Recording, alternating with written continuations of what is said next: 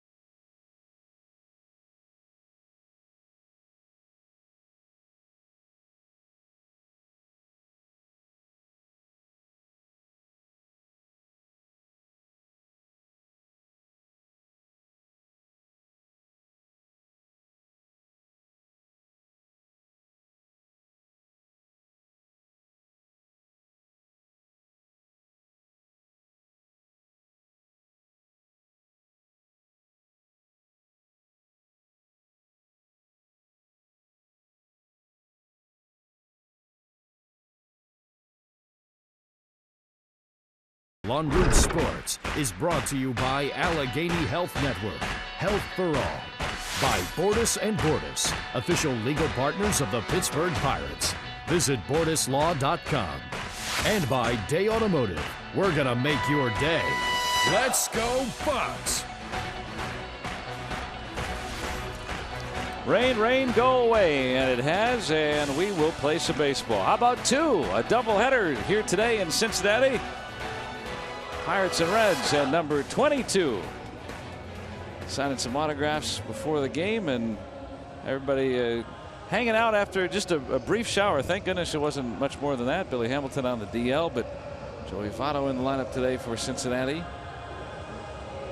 Yeah, I think lucky that bark was bigger than the bite. That storm looked like it was coming through, and it might last a couple of hours, but actually it never stormed at all. Just a light drizzle. Probably could have played through it, but that ends up being like a normal start time, 1:10, 1:15 as opposed to 12. Hey, we got him on TV.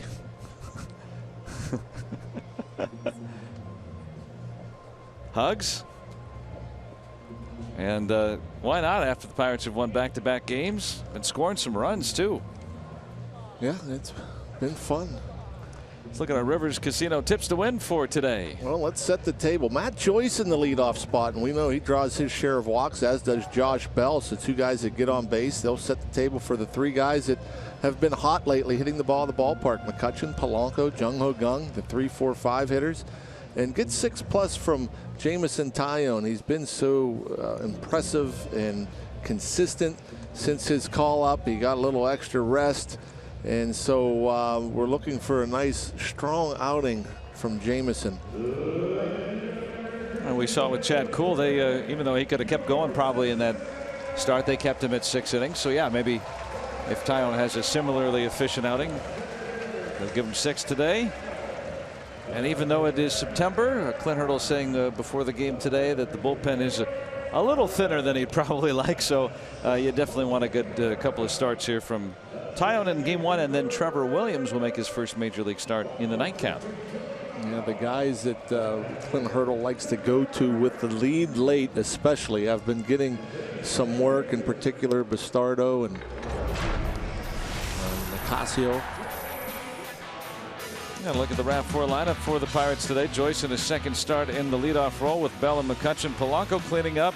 Jung-Ho Kang has been cleaning up against all pitching here lately. Cervelli, Rodriguez, Alan Hansen in his first major league start, and then Jameson Taillon. And Clint Hurdle trying to see if the Pirates can add. They've won back-to-back games, maybe make it 3 wins, maybe 4 wins in a row at the end of today. And Anthony DeSclafani, the starter for the Reds this afternoon. Yeah, he'll try to make it tough on the Pirates to win another one here. 8-3, a 2.93 ERA. Opponents hit 257 against him. 14 homers allowed in 107 1/3 innings. Fastball, slider, curveball for the most part. He'll throw an occasional change. Averages about 93 miles per hour with the fastball.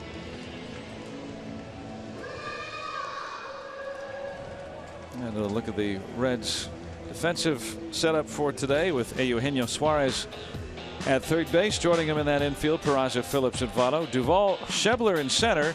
Hernan Iribarren, just his third major league start out in right field. He's 32 years old. Tucker Barnhart doing the catching and having a nice year behind the plate. Matt Joyce for the second time this year, the leadoff assignment.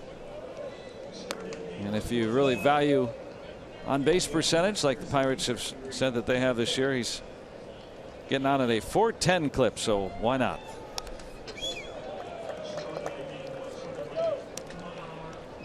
So we ended up having a 1 hour and 2-minute rain delay.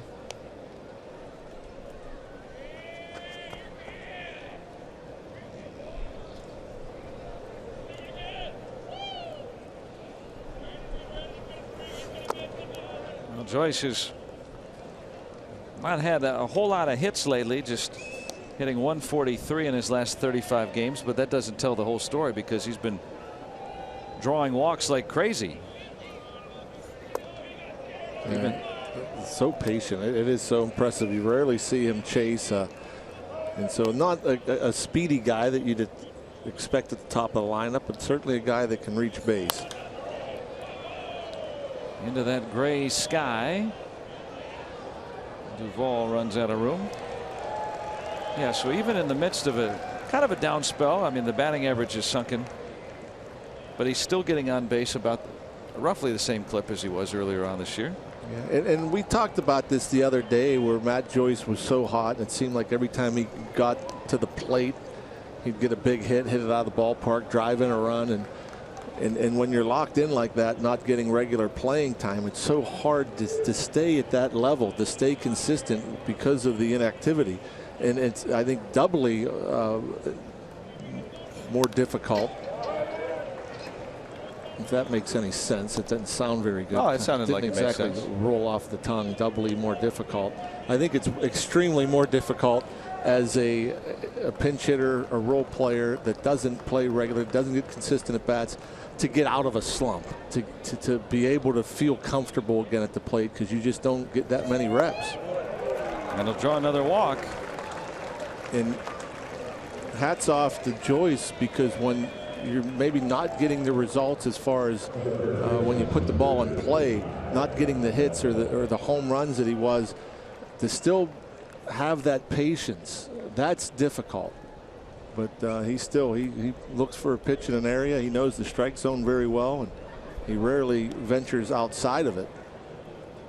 If he had enough plate appearances to qualify, he'd be 5th in all of baseball in on-base percentage. And takes 7 pitches and draws a walk to start things. Somebody at lunch said that they saw the lineup, and somebody down there predicted that Joyce will probably draw a 3-2 walk leading off the game. Maybe as good as Andrew McCutchen at predicting baseball performance, or at least his own. As the other day telling AJ Burnett he'd hit a couple of home runs before the game. Sure enough, he did. Joyce aboard with that .410 on base percentage. That just went up. Bell hitting at .295. And that was a walk against a guy who doesn't walk a whole lot of guys in DeSclafani. Pretty stingy in that department.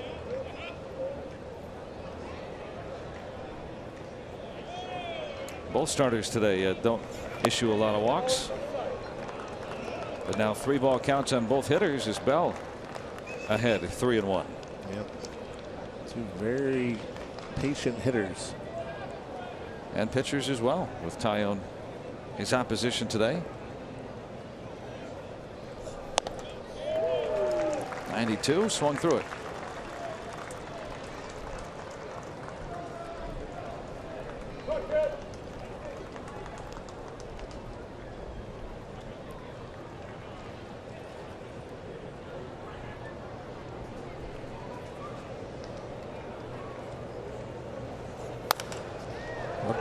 And he's going to have himself a base hit, maybe more.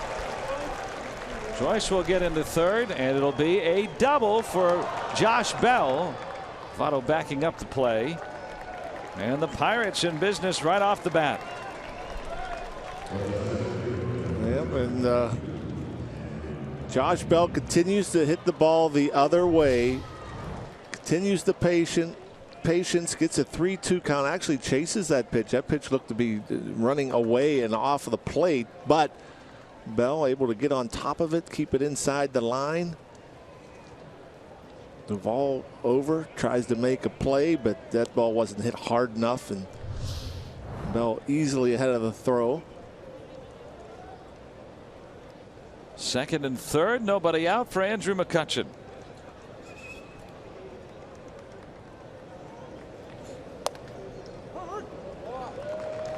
Strike one. Andrew now leading the ball club. He's got 23 home runs. Has knocked in 67.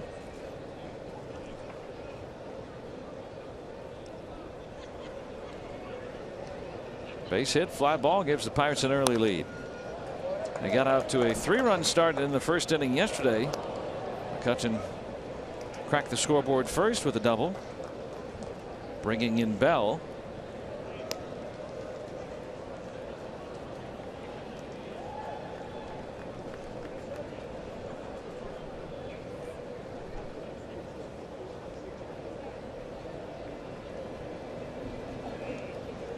Now it'll take a moment. Already 15 pitches here in the first. Bell doubled. He's at second. 7 doubles now. In just 79 at bats. Go along with those 2 home runs.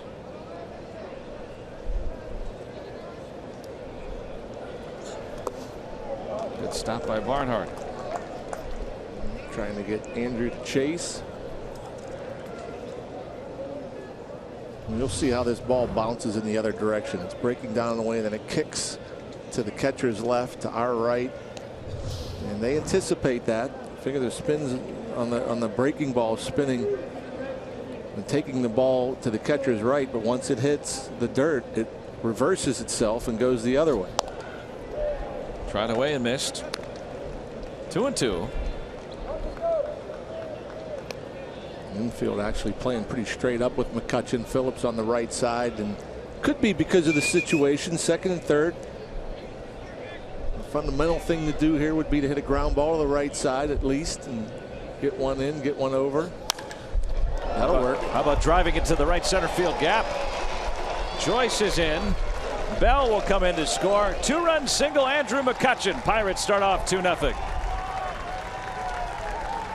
Talk about this a lot when you get into these situations where you have a runner on second with nobody out and you're thinking about moving the guy over to third, and that's the mindset. You hit it to the right side, you get on top of it, you're going to move him over and give, at least, the very least, give your teammate behind you a chance for an easy RBI, but it doesn't mean you're going to make it out when you hit the ball the right side. You're just as capable and just as likely to get a base hit hitting the ball to the right side as if you're going to pull it. And so Andrew McCutchen, looking to go that way, comes up with a big hit and 2 RBIs. Numbers 68 and 69 for McCutchen.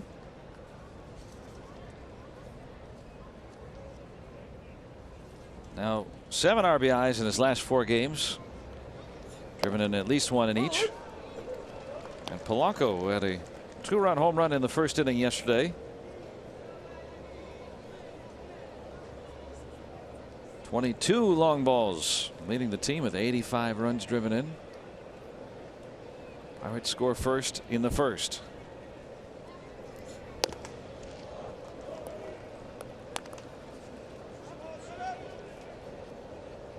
Third straight game the Pirates have brought in a run in the first inning. And now they've scored 26 runs in the last 3 games. Think about that.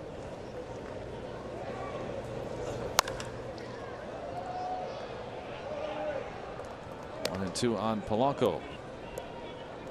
Brian Price, final year of his contract, and got ejected from the ball game yesterday. He's had a rough go of it. Sam Holbrook working the plate today. Chad Whitson is over at first. That's Jerry Davis, the crew chief, over at third. Scott Berry is the umpire at second base today.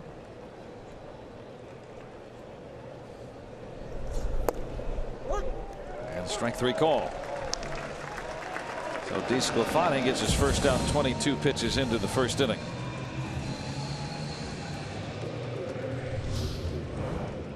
Where is it on the WB Mason strike zone? 2-seamer down the middle of the plate, but down below the knees. Polanco, a tall man. See why he wasn't happy.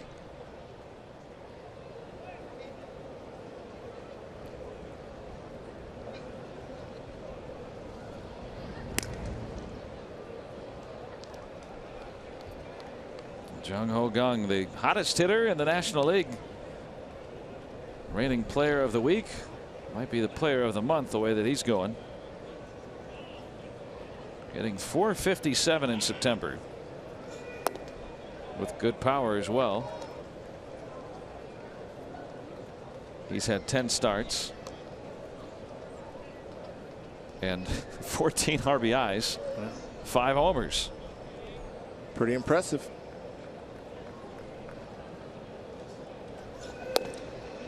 And he's ahead in the count, 2-0.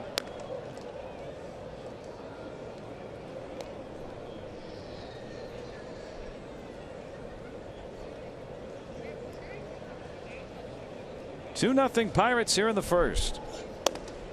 And 3 balls and no strikes.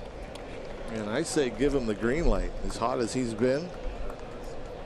More balls than strikes here in the first inning for DeSclafani.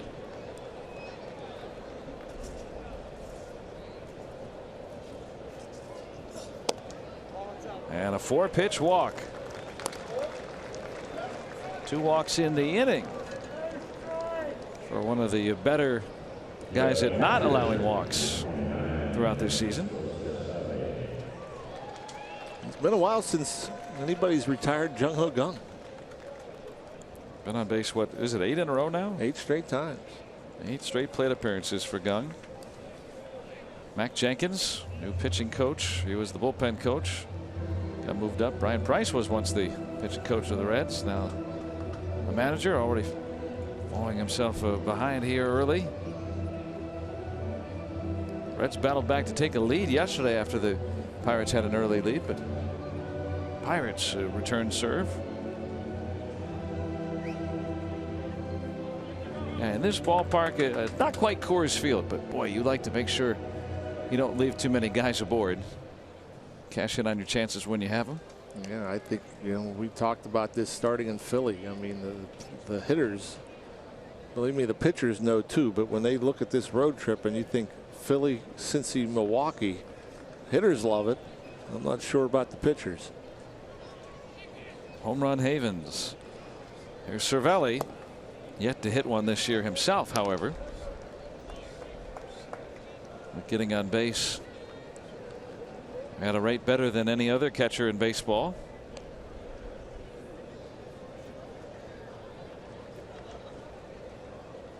Two on, 1 out. This will be the 28th pitch of the inning from DeSclafani. And that gets through. McCutchen being waved home. Schebler's throw way offline, and the Pirates have another 3-0. Keep the line moving. Another good approach at the plate, just staying inside it, working the ball up the middle. And hit hard enough to get through so that it's not a double play ball. He's been hitting the ball lately last couple nights. Very hard. Well, look at that location.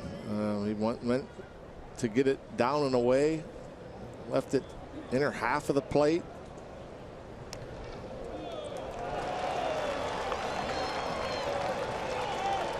McCutchen scores from second. RBI 32 for Cervelli. Now Sean Rodriguez.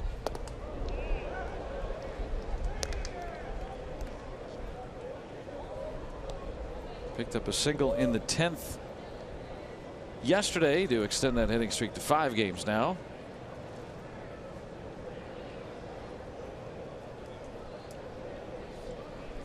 Two on, still only 1 out.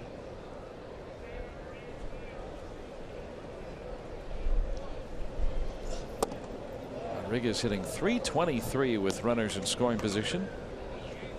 And you'd think would get a decent pitch to hit here. Heading to count 2-0.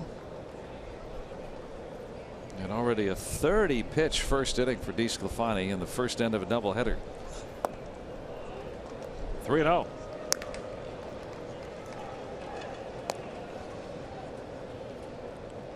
Jamison Tyon's going to have a lead before he throws a pitch. He can use a pitcher's mound, get loose again. Another walk, 3 in the inning for DeSclafani. And the Pirates have loaded the bases.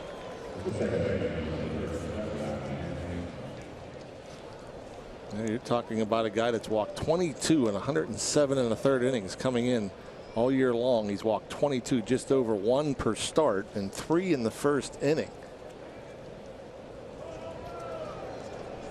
Very uncharacteristic. Alan Hansen, after 2 out of 7 first pitch strikes. Alan Hansen in his first major league start, looking for his first major league RBI. Bases full of buccos with 1 out. Off of Phillips, and Hansen with that good speed beats it out. Pirates lead 4-0.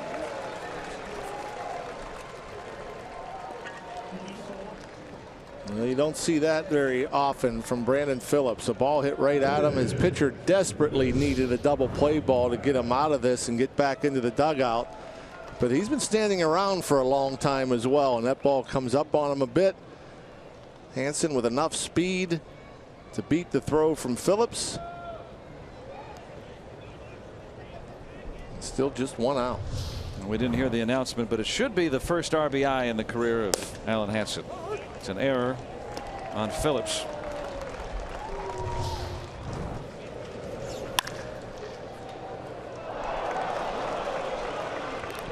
And now they credit him with his first career RBI. Well, Jameson Taillon gets to bat before he throws a pitch. 35 pitch first inning for DeSclafani. Base is still full with 1 out.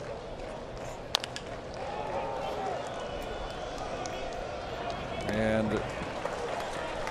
out of the baseline for Hansen, so he's out, and that's a double play. Pirates bat around in the first inning, and a 4-0 lead.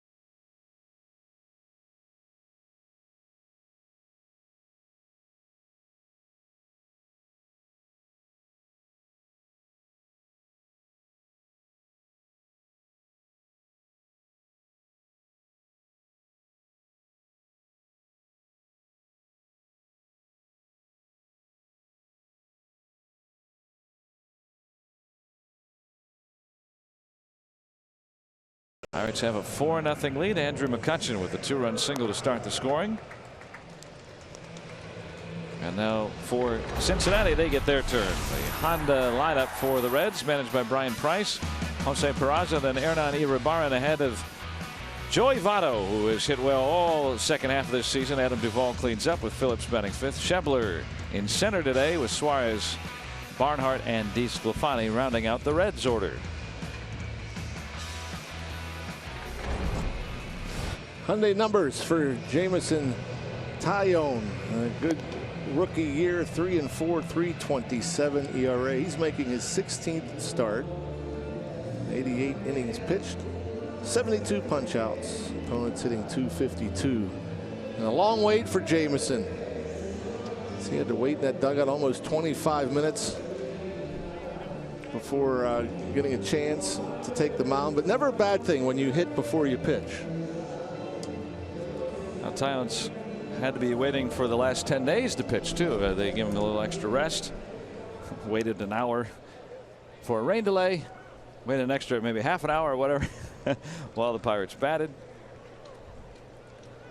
Well worth the wait to have a 4-0 advantage. And you always have to wonder if there will be, if it takes a little longer to get loose, how's his command going to be? And like we've seen all year, Jameson Taillon throwing strikes, working ahead. Especially when you have a lead early, he can do that. You know his quote to me that asking him in that first couple of days that he got called up, I said, what are you hoping to do here? He said, fill up the strike zone and be confident. Yeah. Ray Searage, I'm sure did a little work with Tyone in between. Yeah, the big thing that the Pirates did with him is make him use that two-seam fastball down in Indianapolis before he got called up. Boy, that's been a really good addition to his repertoire, hasn't it? Yeah, I think just about everybody should have a two-seam fastball. No reason not to have a pitch with more movement. Reds get their speedy leadoff man aboard in Peraza.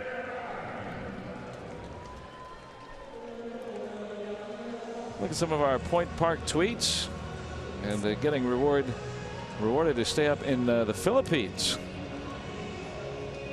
Thanks for tuning us in all across the world this afternoon. Pirates with that 4-run in the first inning, and Alan Hansen with his first career RBI. Could have been a 5-run lead. Hansen kind of ran into the double play to end that first inning. You've been coached since you were a young player to not run into the tag. If he puts on the brakes, makes Phillips throw the ball to first base, Hansen's in a rundown. Out or safe, the run would have scored before Hansen, if he were to be tagged.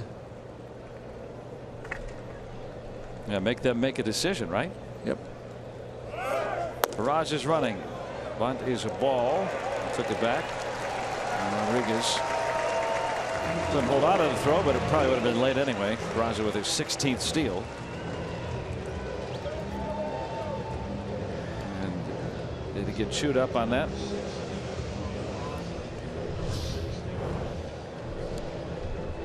Well, big jump. I wonder if he got stepped on or kicked a little bit.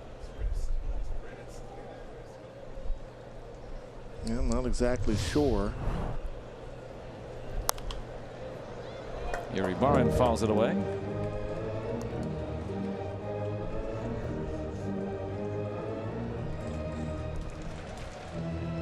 So 16 steals now for Peraza. Not quite Billy Hamilton, but a guy that certainly can run. Top of the order with Hamilton on the shelf.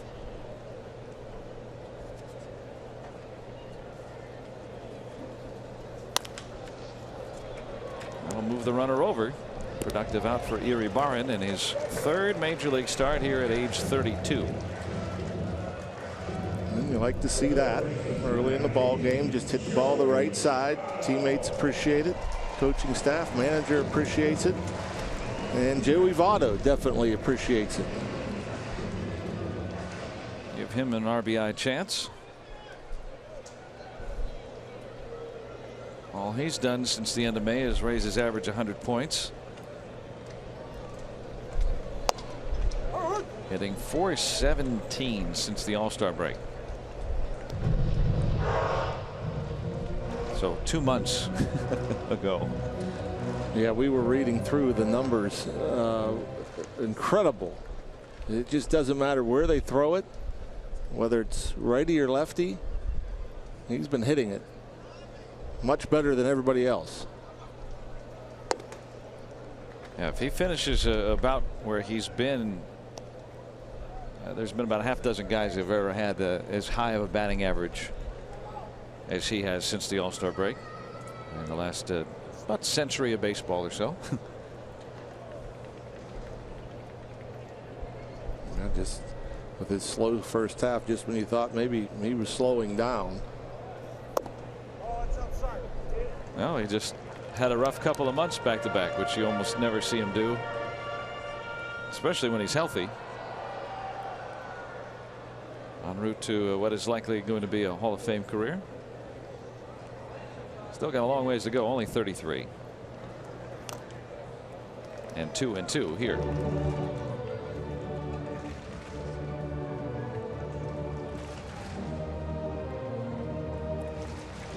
Votto started off pretty slowly. He was hitting .213 total by the end of May. And now Votto being Votto again. Look at it, 26 RBIs and hit almost 400 in August. Good stuff. 3-2 on him.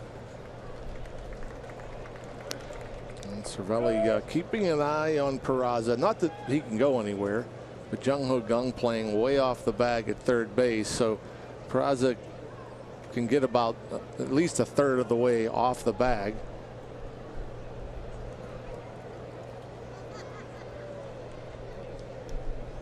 Three, 2 to Votto, and he walked him. 101st time he's drawn a walk.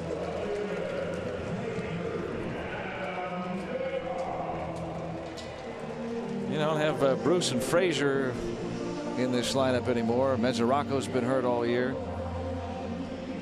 Not to say that Adam Duvall hasn't filled in well. He's been an all-star this year, but well, there used to be a time where this Reds lineup, you got 5-6 guys that can crush it all in a row. But Duvall with 30 home runs, it's kind of filled in. Coming over in a trade for Mike Leake last year. First full major league season. Yeah, pretty impressive. 240, 30 homers, 89 RBIs, but has been very quiet against the Pirates. The Pirates have done a very impressive job against Duvall. Now even. Look at that. 1 RBI, a 151 average for a guy that has 30 homers and 89 RBIs. He's only driven in 1 against the Pirates in his first 14 games. Now he's got a chance here with 2 men on. There's 1 out, and that's all they'll get. He hit it hard, but right at gun. A little bit of bad luck, but the Pirates will take it. Tyone will take it. Duvall's trying to figure out what he needs to do against the Pirates, as he has been shut down. Adam played well. A couple of steps toward the line.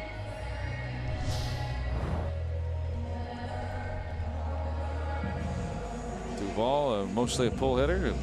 Hadn't played that way. At third base especially, right? A couple of steps either way can really make the difference. Yep. When the ball hit that hard. Brandon Phillips had been swinging a hot bat.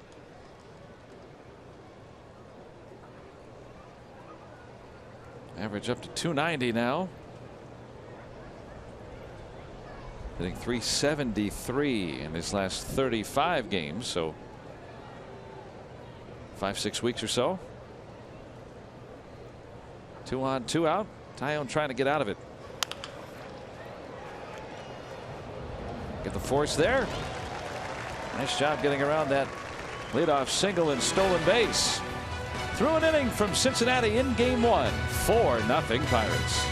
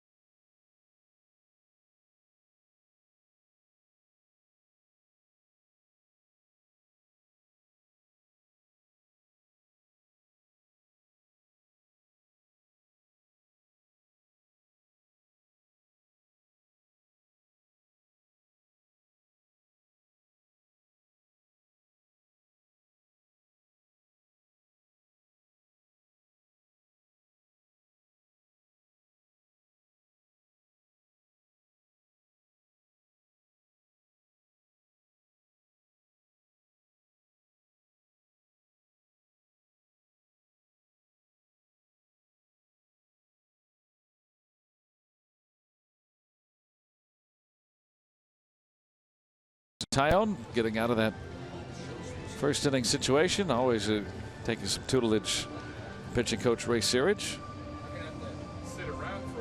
And look at our Allegheny Health Network injury update. Adam Frazier was unavailable in the game yesterday after fouling off a ball off his left foot in Philadelphia, and came in today with a walking boot on, but that was just for a precautionary reason. So if we don't see him in a situation today, maybe a pinch running or a defensive switch or in the lineup in game 2, we'll know why.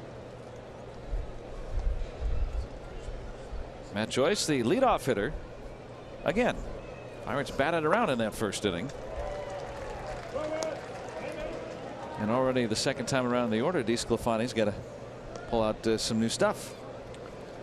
Going to the breaking ball here. First 2 pitches.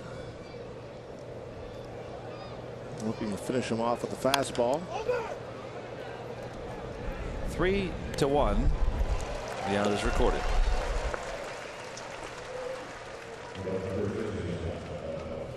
DeSclafani threw 34 pitches before Tyone came up in the first inning. He had only had 1 out in the first and in danger of having to come out of the game.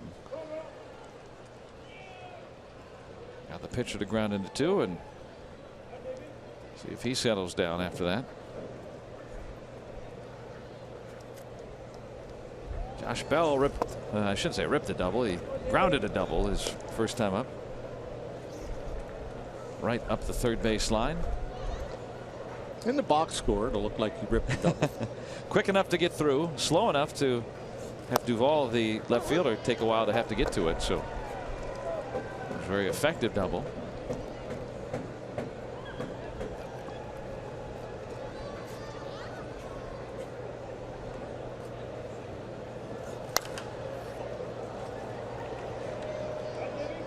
Now 1-2.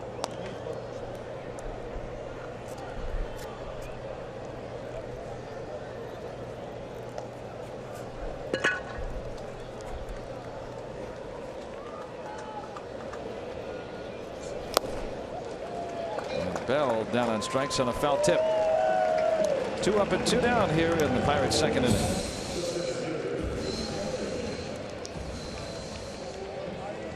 And you can bring your family to PNC Park for the last Kids Day of the season, Sunday, September 25th. The Pirates hosting the Nationals at 1:35. All kids 14 and younger receiving a drawstring bag courtesy of Dick's Sporting Goods. So get your tickets at pirates.com.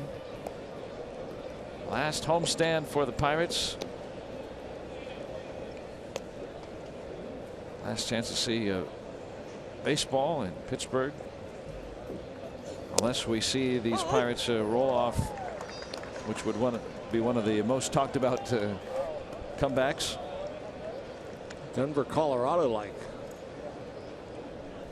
Clint Hurdle and his club was able to do. What was that?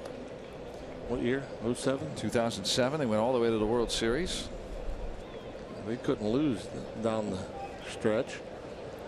Yeah, Pirates would have to pretty much run the table and get some help. Now that team, I believe they were 4 games over 500 about September 15th or 16th. We're at the 17th today, and we're in 4th place at that time. They won 14 of 15 to close out the regular season, including winning that 1-game playoff against the Padres. 1, 2, 3 innings, so a much different sort of thing for DeSclafani here in the second. Pirates still on top, 4-0.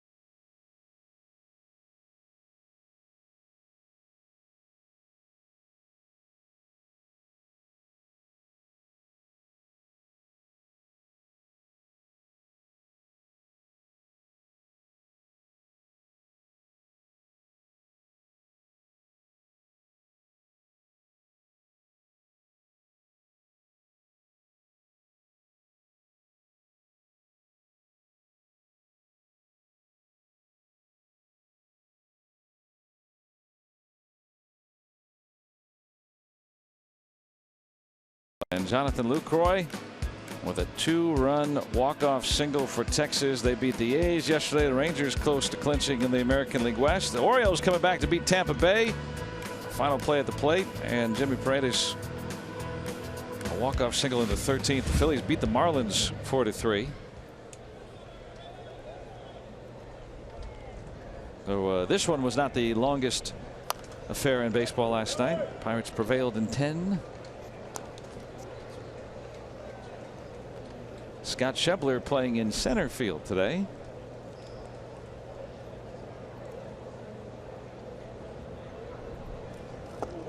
Taillon worked out of a little trouble. 2 men on with 1 out in the first.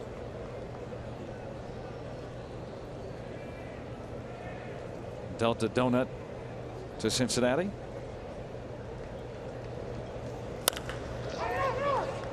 Right to Bell.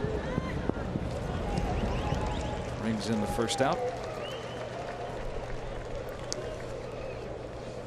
You hear more sounds of the game, I think, when you get the crowd like this. Harder to play in front of a crowd like this than if it's a full house. You hear everything. Just doesn't have the feel of an important game, and you can hear fans conversing. And here's Cervelli screaming to Taillon, "Get over, get over." That's kind of fun for our perspective, but I would imagine as a player it's different. This one not a normally scheduled game, a doubleheader.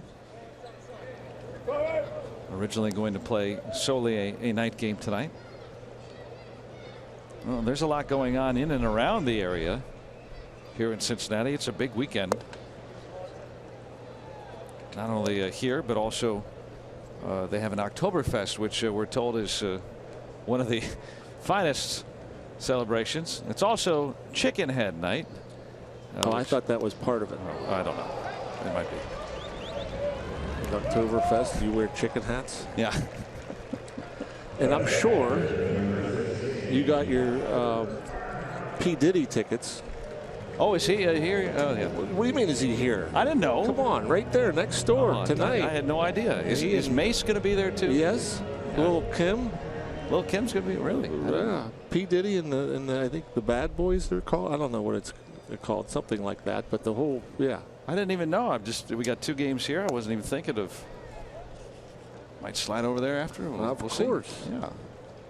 Our entertainment director, John Wayner. I cannot believe you didn't know about that. I mean, that's. You got an arena right over there where they have some hockey plays over there. I think they used to have arena football at one point. Not sure.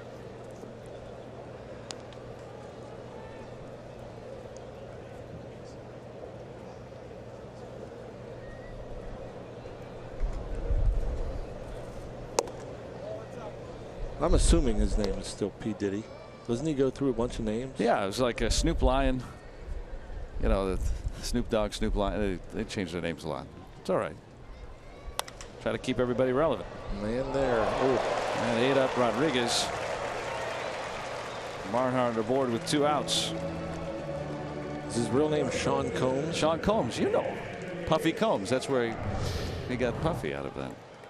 Yeah, a little tough hop. There's some spin as well, and one of those, it's hard to tell. That's a tough error they give to Sean right there, because it's like off the bat, it's hard to tell. I mean, although you can hear, I was just talking about it, you can hear better. You could tell it wasn't hit really well. It was off the end of the bat, but you still don't know if you should go get it or stay back. DeSclafani all the way to the gap. Willie Hatcher's going to wave home Barnhart. Relay throw, and he is out. Good relay by the Pirates. And the double by DeSclafani ends up the final out for the Reds.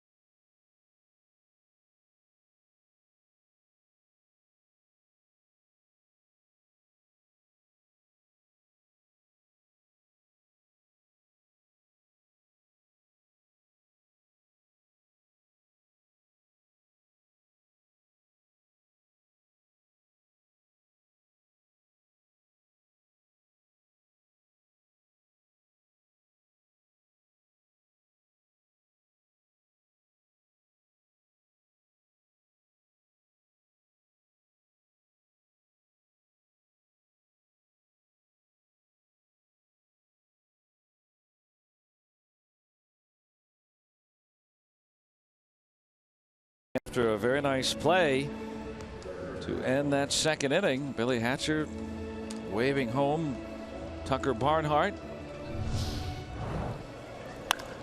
Yeah, and going off the crack of the bat was Barnhart with 2 outs. And a lot of times you go opposite gap, you're going to score from first, but not the slow-footed catcher. And you see him chugging along. The effort's there. The speed's not. The Hatcher being aggressive. Too aggressive. Tyone's happy about that. And that's the one thing, I guess, when you talk about a small little ballpark, the gaps aren't too deep to where you can get to the ball quickly, as Andrew McCutchen did. You don't have to go as far. And all his job is to get the ball to his cutoff man, and he did that. Hansen with a strong, accurate throw. Another assist for the Pirates outfield. Now leading the National League now with 35 outfield assists. McCutchen picked up his 6th. Gregory Polanco struck out on a ball just beneath the zone, looking back in the first inning.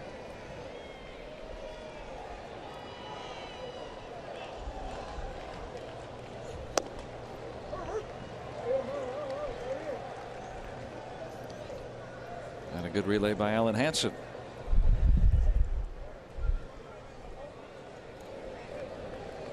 And his first major league start today.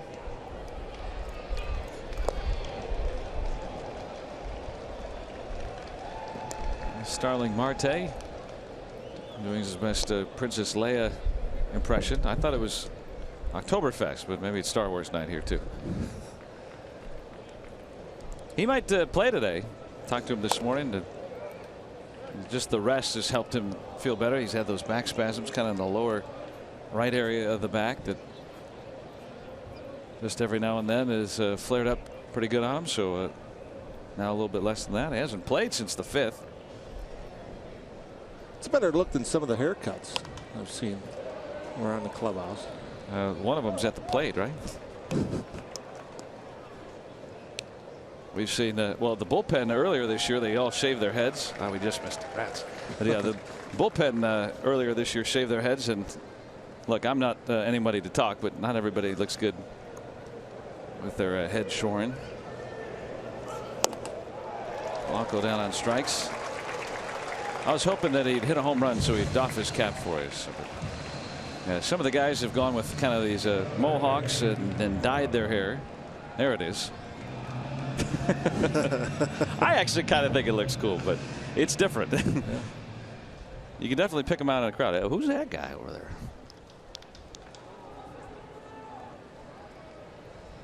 Third strikeout for DeSclafani.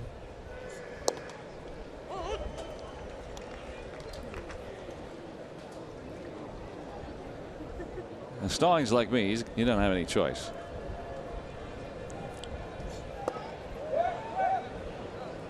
Come on, you have a choice. Well, I could do the comb over thing. Exactly. But, you know. Last 8 plate appearances for Jung Ho Kang. On base, on base, on base, on base. You get the picture. Home run in there last night, tied it up.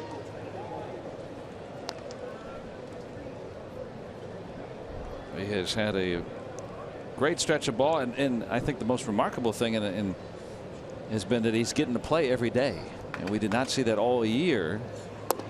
Still recovering from that horrific leg injury last year. Well, now after going on the shelf with that shoulder concern, missed a few weeks, has come back, and now he can play every day for the first time all year.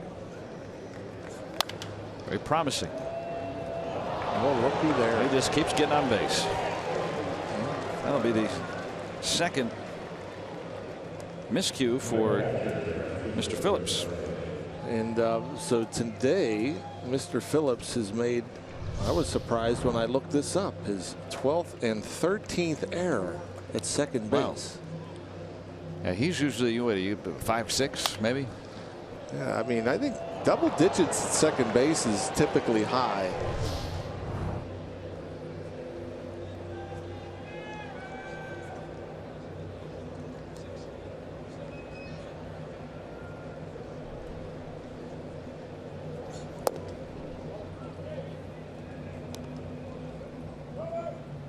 Yeah, last time he'd been in double digits was 10 years ago in errors.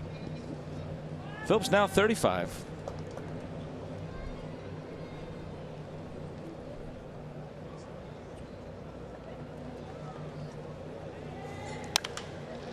Another chance. Then he makes a play like that.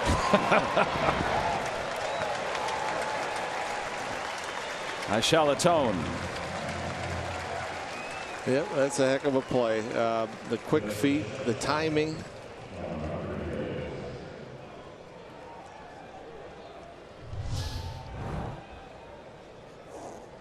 Boy, yeah, that's the angle he took, even the deeper angle to give himself a little more room. You'll see him break towards the outfield grass.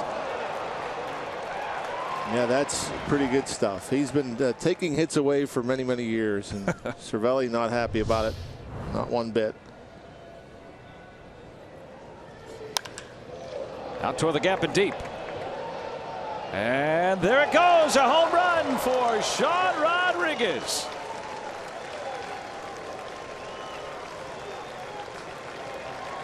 '15th home run. Pirates up a half dozen. Well, have a year, Sean Rodriguez. Have a road trip. Hit the big opposite field home run to turn the score around and come back win for the Pirates in Philly. A line drive to left the other night, and now a line drive to right center. All over the park. Rodriguez 249 at bats. So I mean, that's a half a season's worth. He's got 15 homers. Man, oh man. I mean, and that's just strength. I mean, he's just a strong guy, and the ball jumps off his bat like a big man. Career high in homers and RBIs.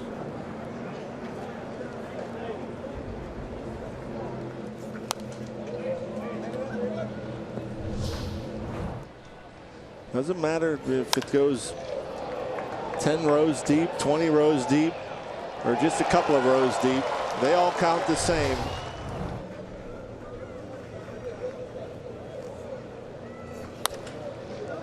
And a base hit for Alan Hansen.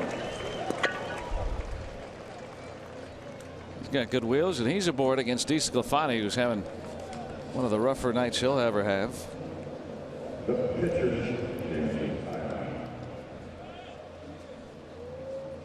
Be an early afternoon.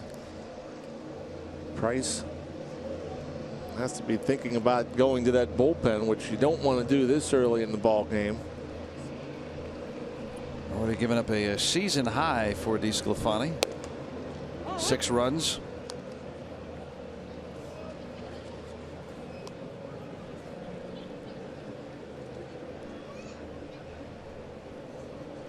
Tyone bounced into an inning-ending double play in the first. Pirates put 4 up in that frame. 2 more here on the Rodriguez home run.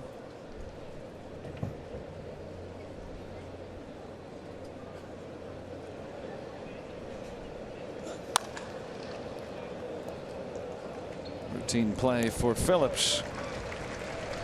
Pirates have 2 more. Sean Rodriguez with home run number 15.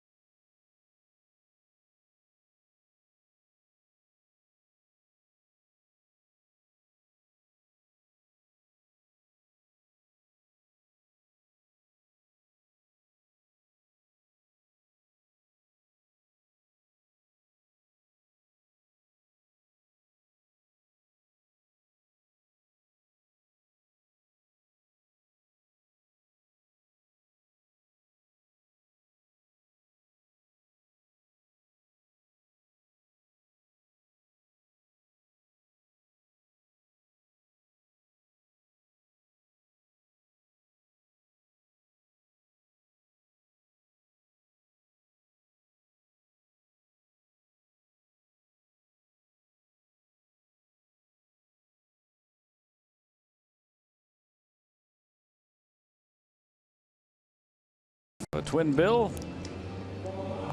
Pirates bats have really been going as of late, and Sean Rodriguez no stranger to that. Some Point Park tweets. Yeah, a really impressive season for Sean Rodriguez. 15 home runs now. He's had about what, a half season's worth of at bats. Yeah, pretty much. When he gets hot, he's as hot as anybody. Yeah, and I mean, again, we talked about this with Matt Joyce, and a lot of times you'll find that with like role players where there's ebb and flow, up and down, and struggles and hot streaks. But I think Sean's been pretty consistent compared to last year. There were, I think, more peaks and valleys.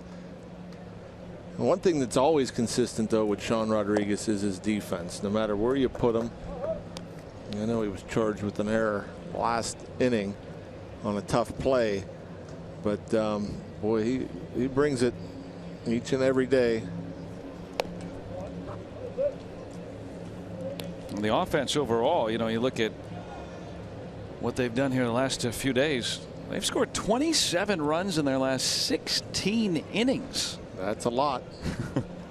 And maybe it's some correction because the Pirates really since the beginning of June have been one of the bottom, 3, 4, 5, 6 teams in runs scored in baseball. That's starting to go back up.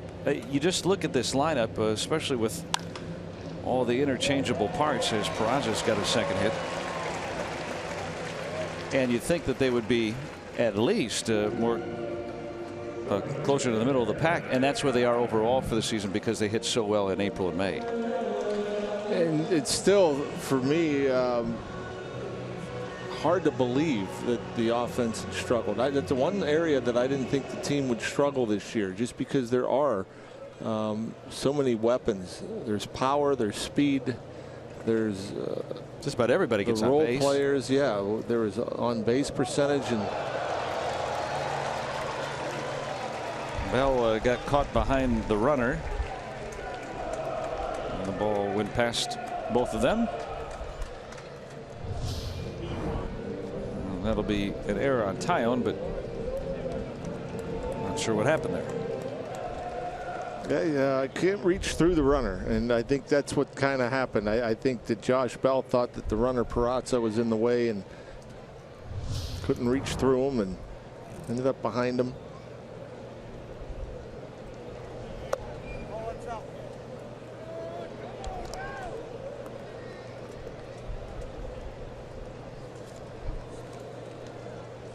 Well, we've seen both teams make a pair of errors already here.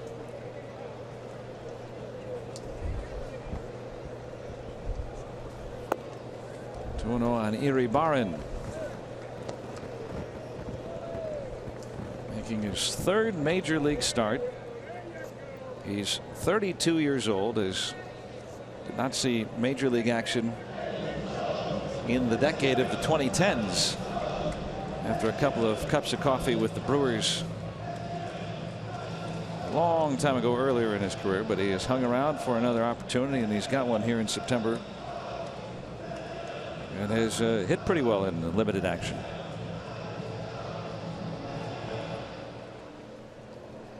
I'm sure Cervelli went out there to tell Jameson that, with a 6-run lead, just keep pounding that zone, make them earn their way on.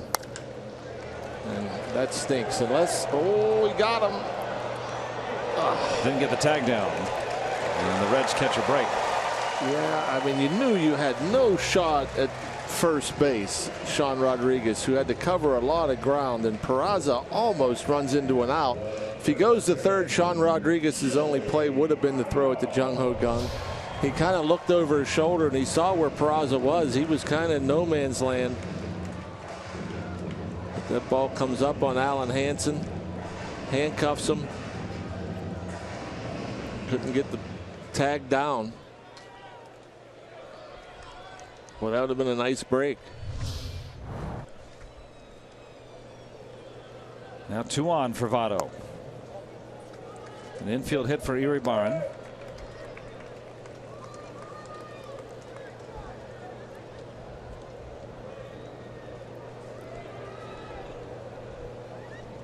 Six nothing here in the third.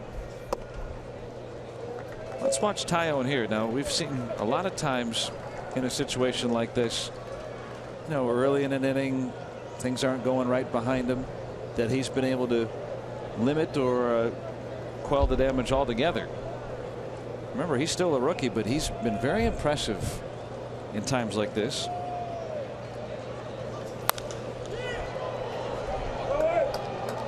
You know, we almost forget that he pitched almost half this season in the minor leagues.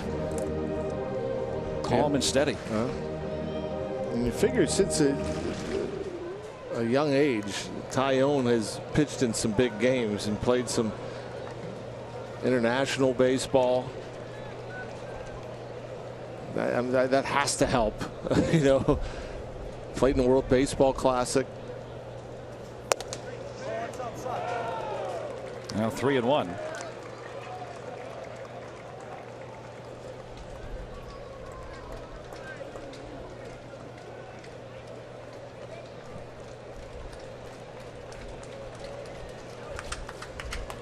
Falling behind on Votto, who walked back in the first.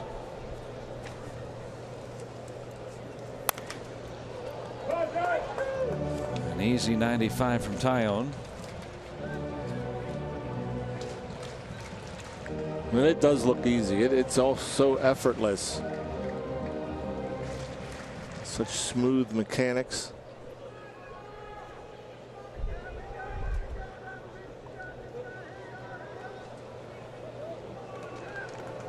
Well, those men have to be impressed. Let's see if he can get out of another pickle here. Deep to center. And McCutchen will have room right on the edges of the track. Runners move up, but they get the first out. Deep enough for the trailing runner, Iribarren, to get into second. Yeah, he had a perfect view of the throw coming in from center field in terms of whether it's going to be online or offline. You know, it's a situation where you don't want to take that risk down 6 runs unless you know you can make it. But as he was coming in, he could tell that the throw was not going to be anywhere near the bag. So he continued on. If he sees a good throw, an accurate throw, put on the brakes and go back. Adam Duvall. Down a strike. Batted with a couple of men aboard in the first inning. Stung it, but hit it right at Gung at third.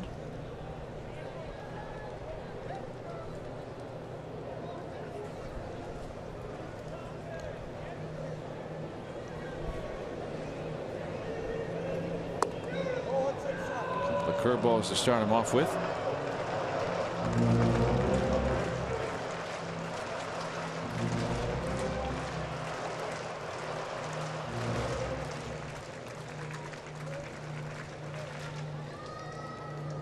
Just off that inside edge.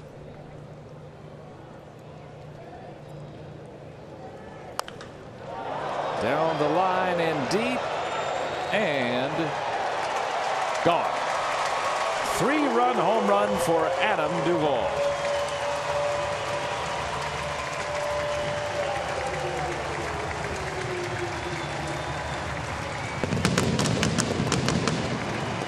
'31 home runs for the Reds All-Star. And that third curveball he figured out and straightened out.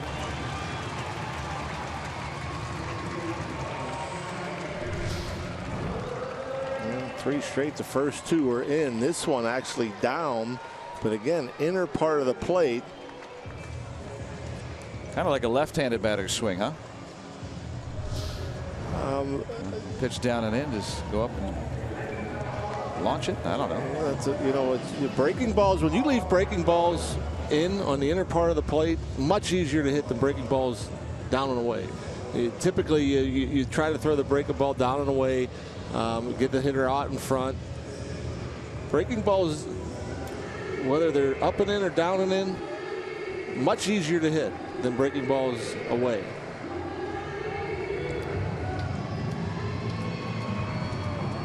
And we were talking earlier about Taillon very seldom has, you know, had a tough situation and not gotten out of it with limited damage. But right there, Duvall making a pay, and Surge Some words for him. Hey, man. You got a 6-run lead. It's now been cut in half. Don't let them crawl right back into this one. They have snuck back into the outskirts of town now.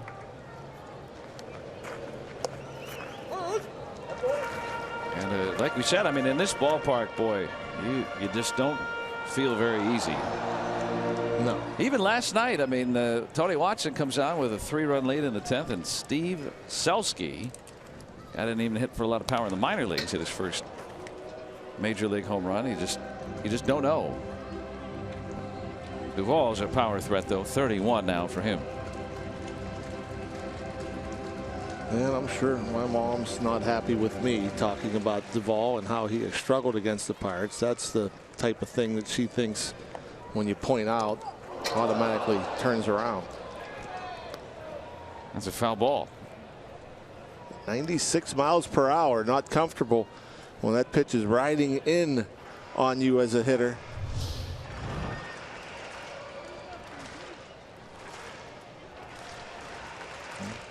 Got above the hands. Everything in here. Then they go down and away. Well, this is still a chance for Tyone to respond, even though he's given up the 3-run home run. Pitch count rising. Can he recover and get through 6? Keep the lead. And Phillips strikes out. 97 miles per hour. I think that's the fastest we've seen from him. Some frustration for sure from Jameson. Not happy with that 3-run bomb by Duvall. Working him up and in with the fastball.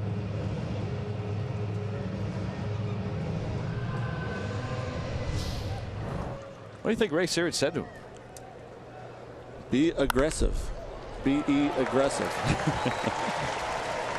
Shabler with a base hit. You know, I'm sure, you know, it probably had something to do with that. Maybe the pitch sequence to Duvall there, the 3 straight curveballs all on the inner part of the plate. Maybe, you know, I never ventured in towards the mound to listen to pitchers' conversations or pitching coaches' conversations. I know today it's kind of the normal thing to do, that all the infielders come in and eavesdrop, but I've never been one to go near the mound unless I was called. But it would make sense to just say, hey, let's go. We need to turn it up a notch and get after it.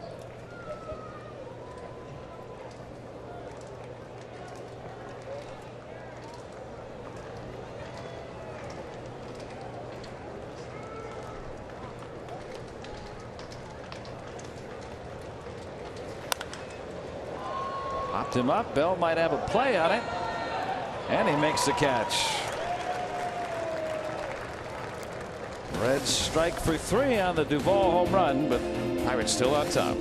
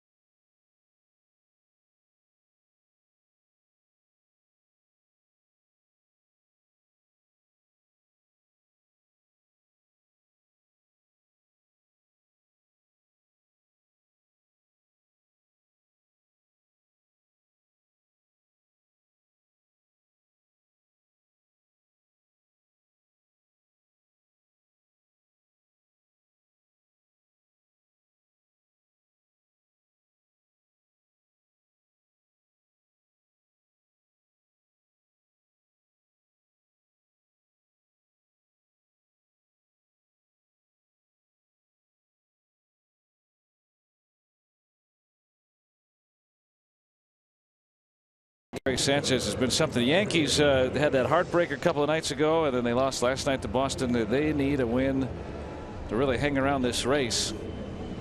That is definitely the most jam-packed division in baseball, and really all 4 teams still with a chance of making the postseason.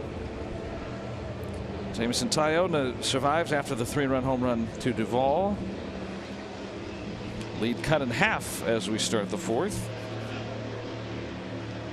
31 home runs for the Reds cleanup man. Just have to get some back against DeSclafani. The way that let's see, Ray Searage had come out and had a spirited talk with him. And Taillon usually very calm and collected, mad at himself.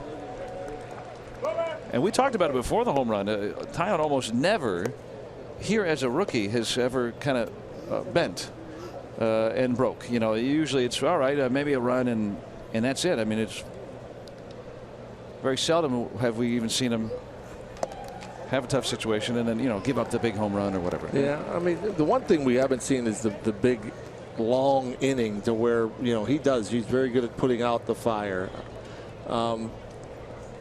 Those are always backbreakers. You know, one bad pitch, you have a couple of runners on, boom, 3-run bomb and gets the team right back in the ball game. To me, the great pitchers, the best pitchers in baseball, are the guys that avoid the big hit with the bases loaded or the big 3-run homer. They're able to make the pitches at the right times. Now, I don't have a number to tell you, but just from us watching, I mean, you'd agree, right? I mean, almost all the time, even as a rookie, he's been able to do that. And even today, he didn't walk anybody in that inning. It's not like he kind of, you know, there's one hard hit single and a soft single in that inning. And then after the home run, he got out of it relatively quickly. Yeah. Strikeout single and a pop-up. And he had a 6-run lead with which to work too, so it wasn't like he was being too fine. And that, again, it can happen to anybody. It will happen to everybody at some point in time. It's happened to DeSclafani this afternoon, who has been very good for the Reds this year. Well, now he kind of hurt himself with 3 walks in that big first inning. His last outing against the Pirates, he only gave up 2 hits in 6 innings. They've only gotten 5 hits here today, but those walks, like you said, had a couple of errors behind him too. Had the 1 run for sure, maybe even another run in that first inning. Hit to the gap again. Josh Bell will be held to a single there.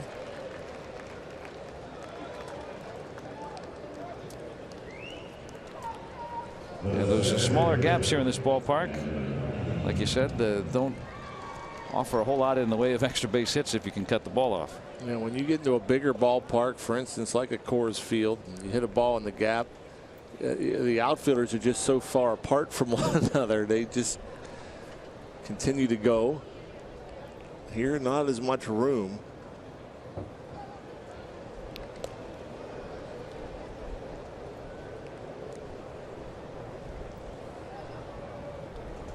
Andrew McCutchen, 2-run single back in that 4-run first.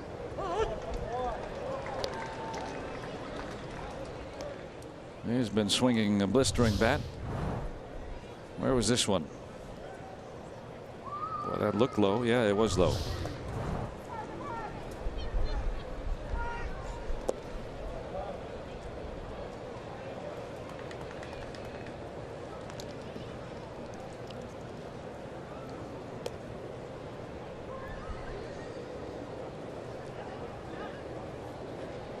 They average now up to 253.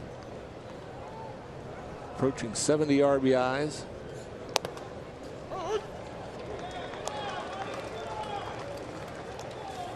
Now, little by little, these last couple of months, we're starting to see more and more of what we're used to. You know, with a strong final 2 weeks, you're looking at potentially a 260 so maybe a 260 batting average with 25 to 30 homers and maybe 80 RBIs. And then you sit there and look at it after the season and say, well, that his worst year ever wasn't that bad. Last couple of months, over 280 in both months. He's already hit 5 home runs halfway through September. It's crazy when you look at those months. I mean, a couple of months with single-digit RBIs from Andrew McCutchen. Now, since he's been sat down, remember those 3 games that he did not play in Atlanta? If you take, since that day, not including today's games, you space it out over a 600 at-bat season, 33 homers, 98 RBIs, hitting .282. Yeah. So, basically, since Clint Hurdle set him down, he's been Kutch again. And you know, and we all knew that he would hit again. He would return to form at some point in time. Just too much talent.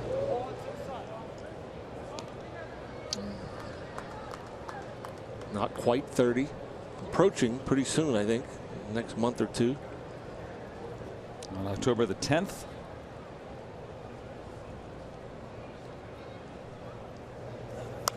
Blanco just turned 25.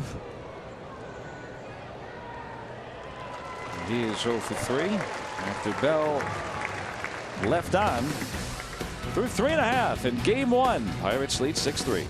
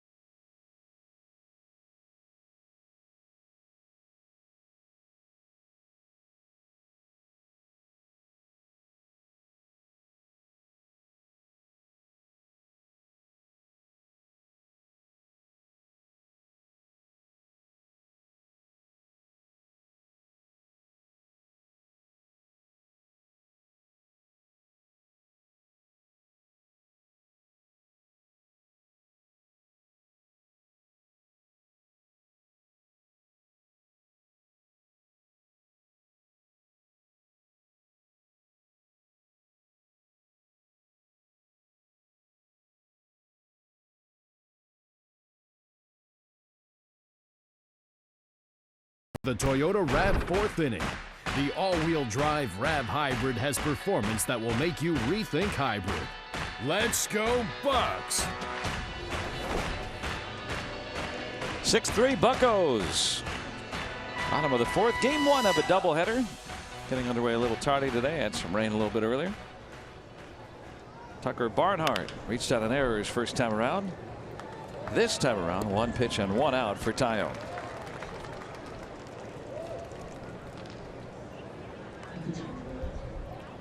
Marty Brenneman, voice of the Reds. Always love talking with Marty. I'll be settling in for Twin Bill today.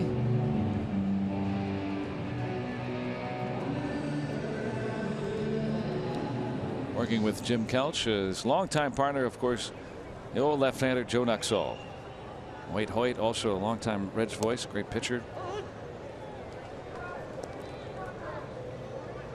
Baseball on the radio, especially here in Cincinnati, is this is the oldest pro baseball town. 1869, the first pro baseball team founded in Cincinnati, so a very traditional baseball town. There it was. Now the Braves will tell you they're the longest continuing operating franchise, but the Reds were the first. Only undefeated baseball team ever.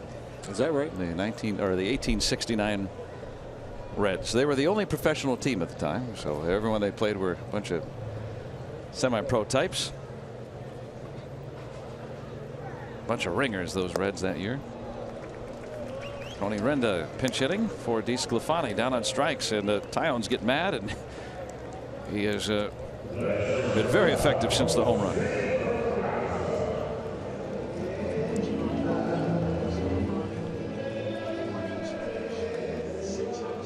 There's Kivas Sampson along there with Ted Power, who's now the bullpen coach.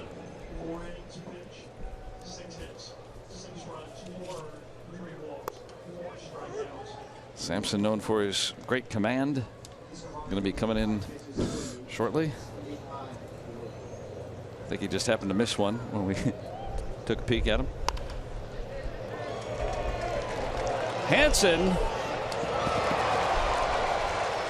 That one bopping its way into the seats, but a noble try.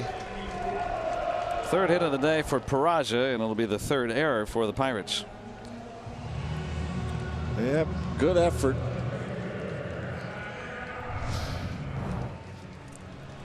With all that speed, Peraza. Probably not knowing his personnel in his first major league start. Yeah, those are one of those where you never know. A guy gets out of the box. Maybe the guy thinks it's up the middle, and so he takes a bit of a turn before he gets to the bag. No sense, no shame in using the bounce, though. I mean, we see third basemen do it all the time. They use the grass and they use the bounce and run it over there. That way, you know, the first baseman can come off the bag or keep it in front or stop it. Hernan Iribarren. Now ball and a strike on him.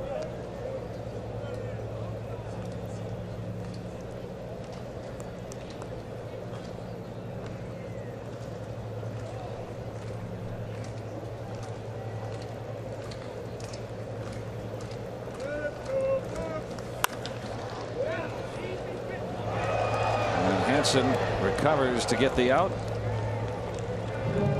So a 2-out single, no big deal. Through 4, 6-3 Buccos.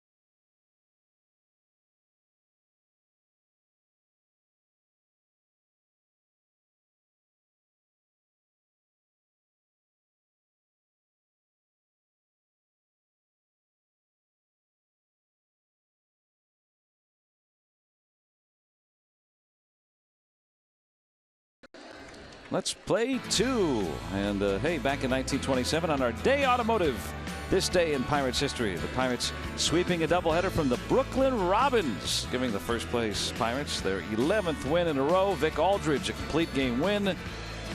Scattered 10 hits, gave up just the 1 run. And in game 2, Ray Kramer shut out the Robins with 3 hits. He won his 16th. And Lloyd Wainer 3 for 5. He got 200 hits in the season. The first rookie ever to have 200 hits in a season. The Hall of Famer Lloyd Wainer. Kiva Sampson now aboard here in the 5th. 0-1, 3.41 the ERA. 37 innings in 16 games. 40 punch-outs. So if Paul Wainer was big poison and Lloyd Wainer was little poison, were you just poison? No relation. Oh. Nothing to do with it. Different spelling. Different era. Much different player.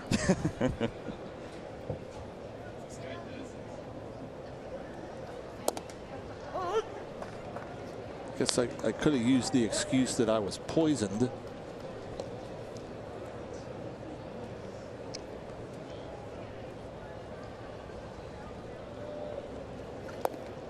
Gung had been on base, what, 8 times in a row and then reached on an error.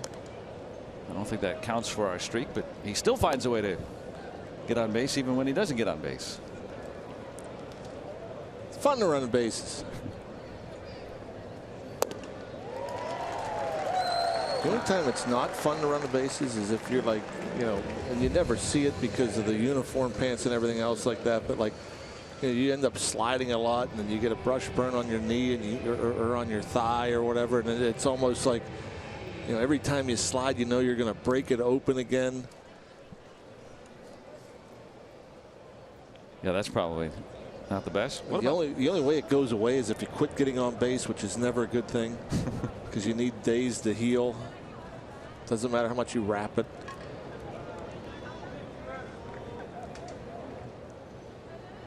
Francisco Cervelli, RBI single today, 1 out of 2.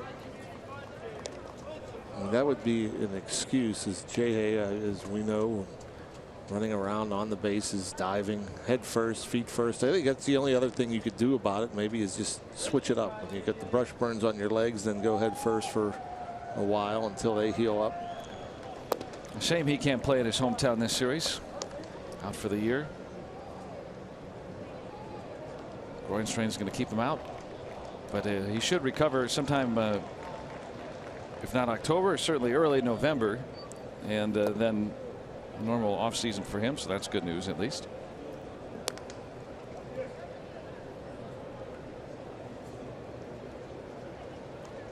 Now the Pirates, right before his injury, getting set to see Garrett Cole return at that time, and the thought was that, you know, Cole would be back and perhaps healthy. This is 2 days before Cole was set to return. And Chris Stewart hadn't hit the DL yet. We're thinking, all right, the Pirates are going to be fully healthy here for the final 3 weeks of the regular year, and then lots of injuries have beset the Buccos. Hey, Fan Jam coming back to PNC Park, featuring country star Hunter Hayes. Next Saturday, the Pirates play the Nationals at 7:05, and then after the game, a live concert featuring Hunter Hayes. It's presented by Highmark. You can go to pirates.com, get your tickets, see some baseball and some good music after the ball game.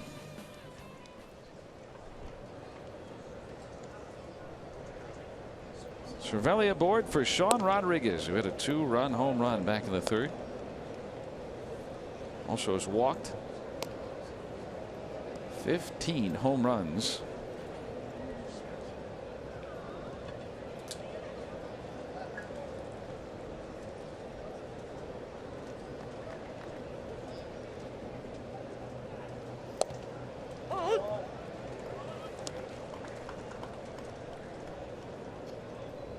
Kiva Sampson on in relief of Anthony DeSclafani. Gave up a season high 6 runs in his 4 innings.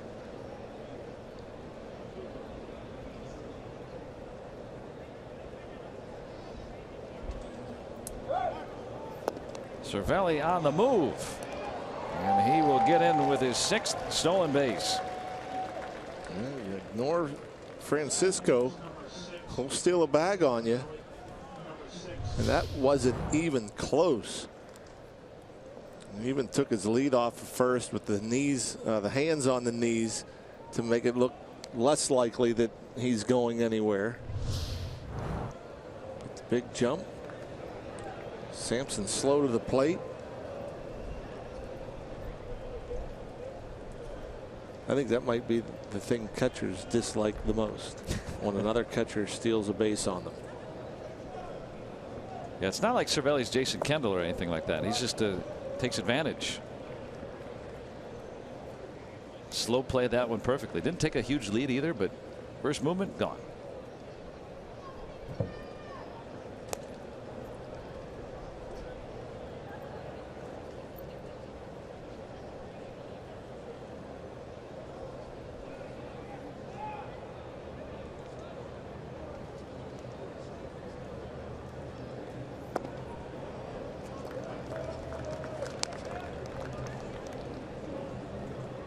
Now 3-2 on Rodriguez.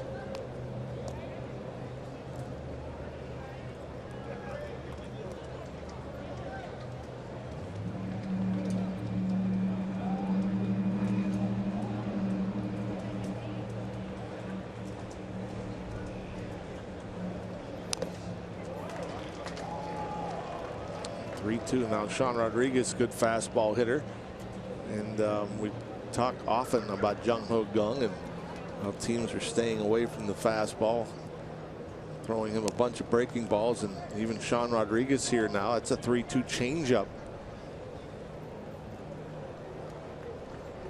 Talked about that a lot last night. Right on right changeups becoming more and more popular. And that's a good location right at the outside corner at the knees. Now the breaking ball, the curve ball. 3-2.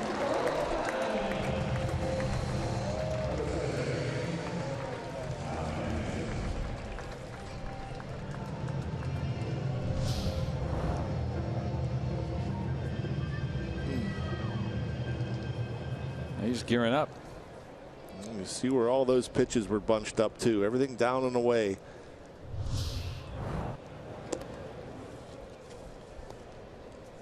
Now with the chance to face Tyone,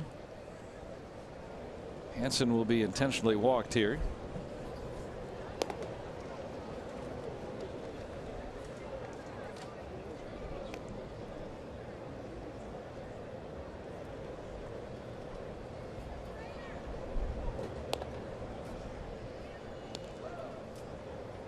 Hansen today picking up his first RBI. Had a single also so far in his first big league start. Throwing an intentional walk.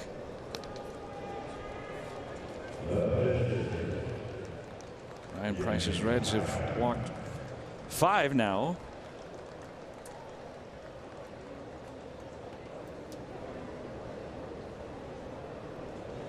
Tyone batted with the bases loaded in the first, batted with a man on in the third inning. Now with 2 on and 2 out here in the 5th. Has 1 hit.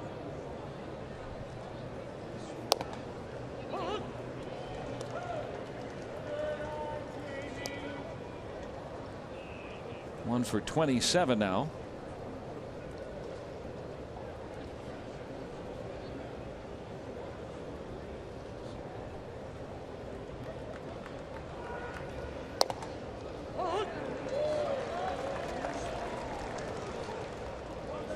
Sampson ahead 0-2.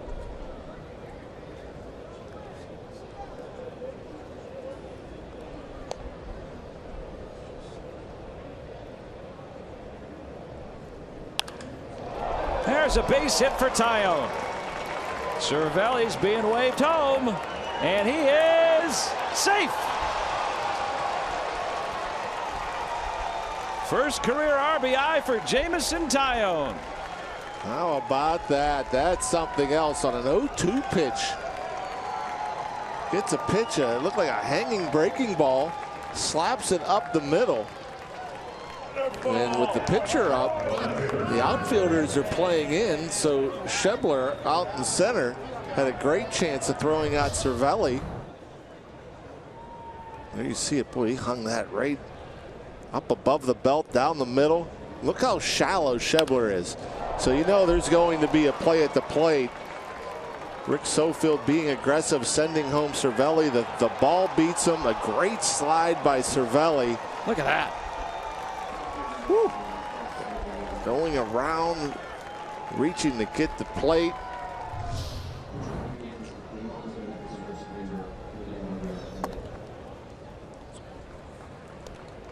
That was a terrific slide. One catcher avoids the other.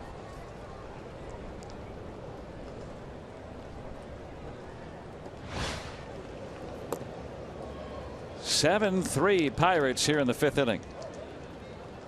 And so they walk Hansen to get to Tyone. Sofield waving around Cervelli, who stole a base to set up that open first base. Hansen moving on to third.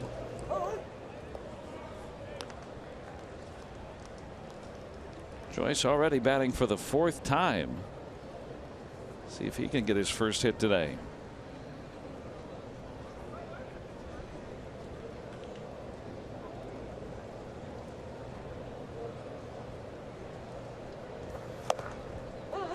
Now even 2-2.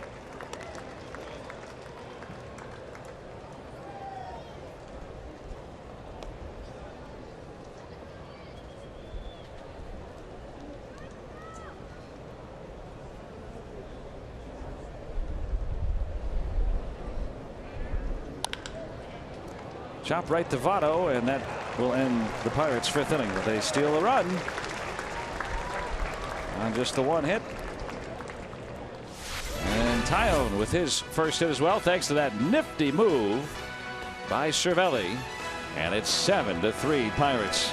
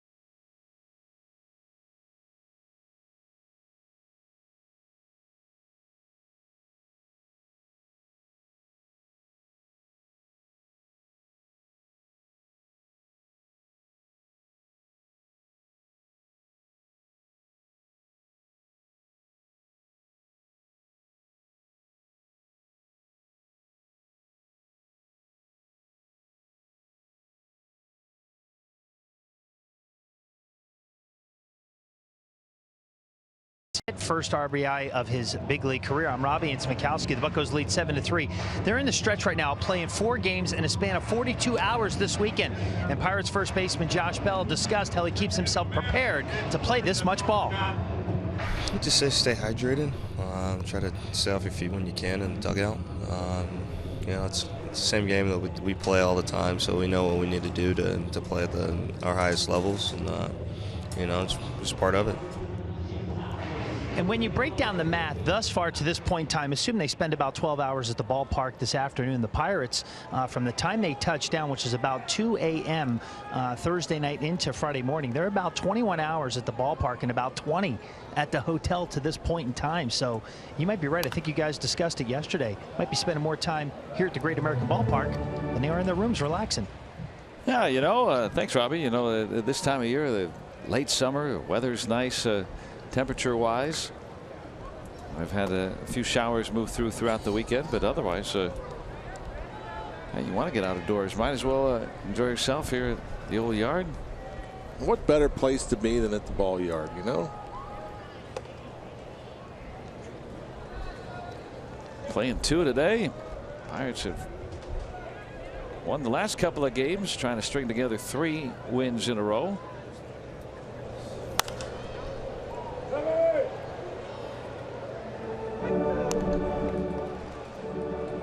Votto today has walked, and then Tyone got him to fly out to deep center. He had first and second and nobody out. He got Votto, but he didn't get Duvall. Duvall got him for a 3-run home run. That's how the Reds have their tallies.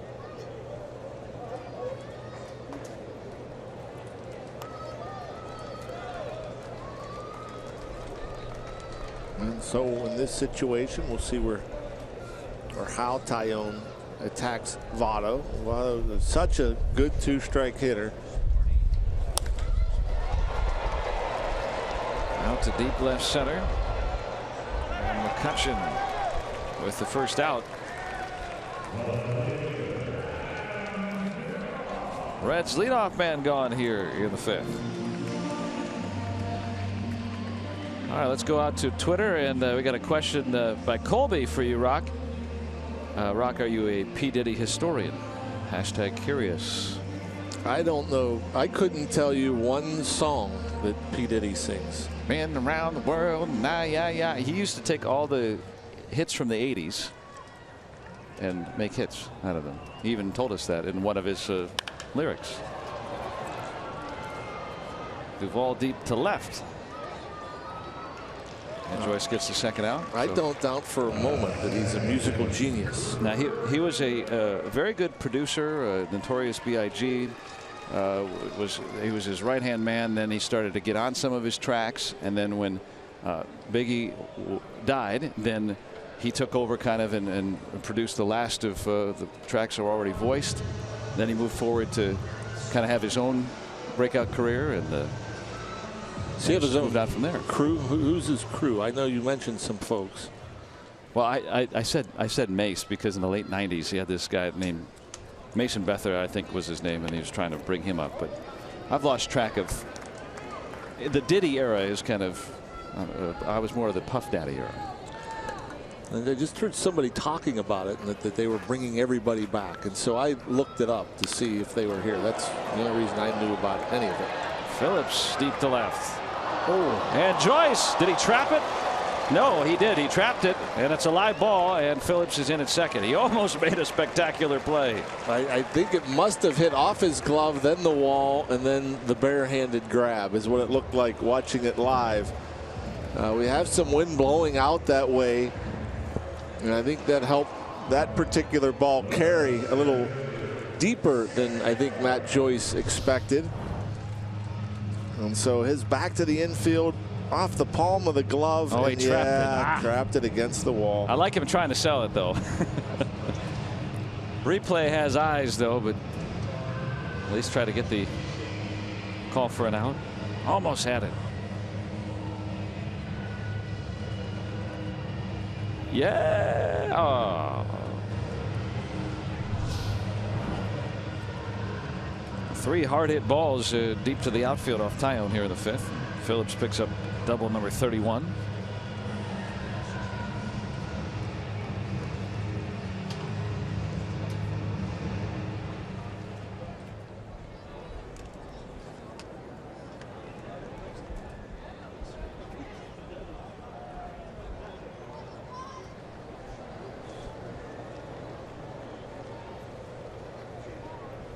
Phillips heading to third, and he'll get in standing.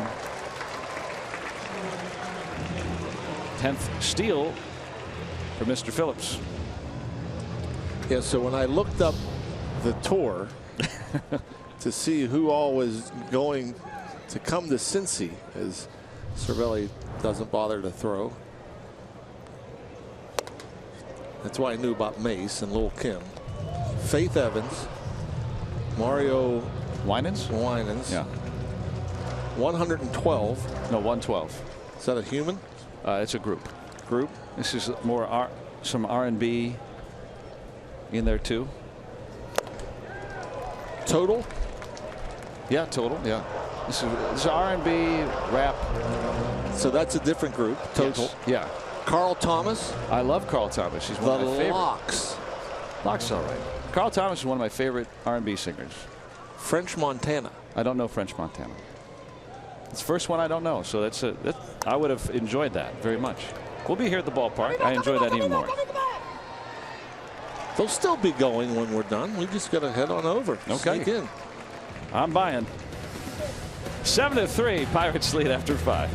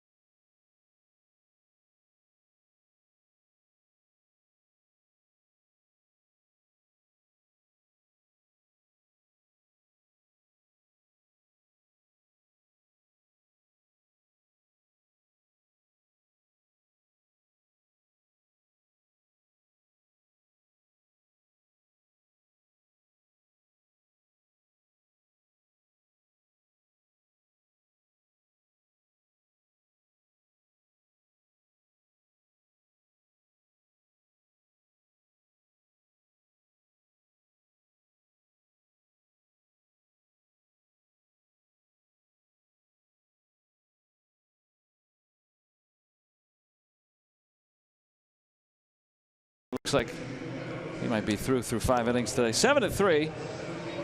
Muckos have the lead. Some of the sounds of the game. Rock, you've gotten experience on that, but for us who haven't got to be on the field, let's listen. Coming back, coming back, coming back, coming back. That's Francisco Cervelli. He put himself in a position to let Jung Ho Kang know that it was coming back, coming back, coming back. But meaning that it was going to drift out of play and then it was starting to come back into the field of play? Almost every high fly ball that is going borderline fair or foul or in or out of play will have backspin that takes the ball towards the playing field.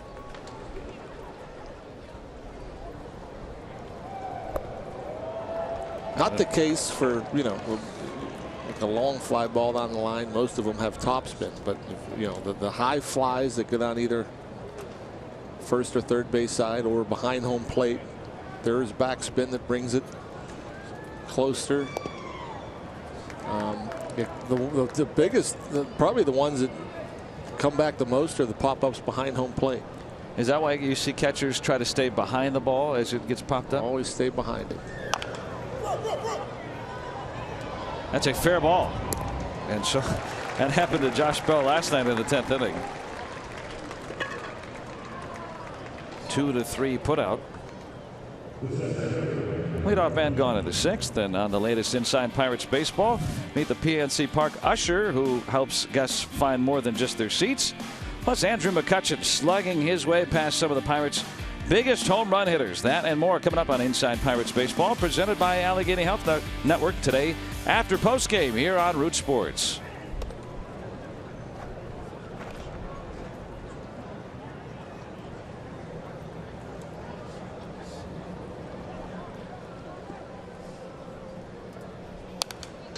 Ball to strike on McCutchen. 2-run single got the scoring started in the first.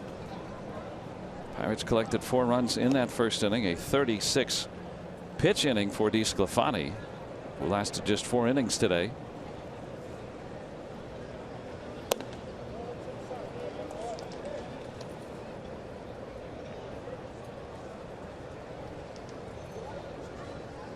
McCutchen has driven in at least 1 run in each of the last 4 games.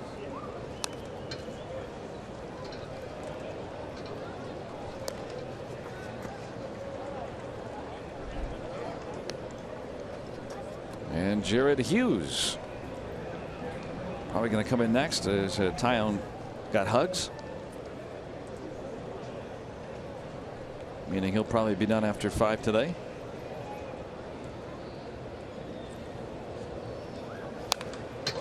Jameson, maybe not his best command, his best stuff we've seen since he's been up. The Reds had at least a hit in every inning against him. But look at that score. Pirates scoring enough for him today. 3 runs, all on a Duvall home run given up by Taillon over his 5 innings. 1 swing.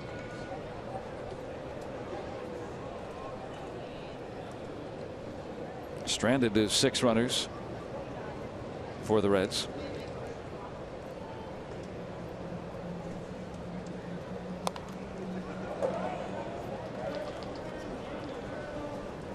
Another foul ball, just staying alive as that ball hits off the very end of the bat.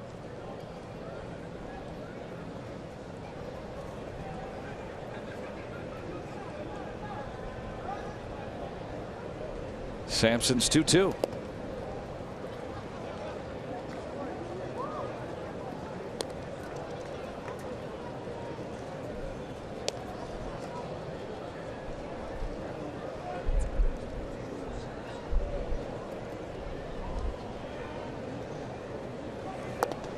And McCutchen will take his walk. Reds have issued a half dozen free passes today.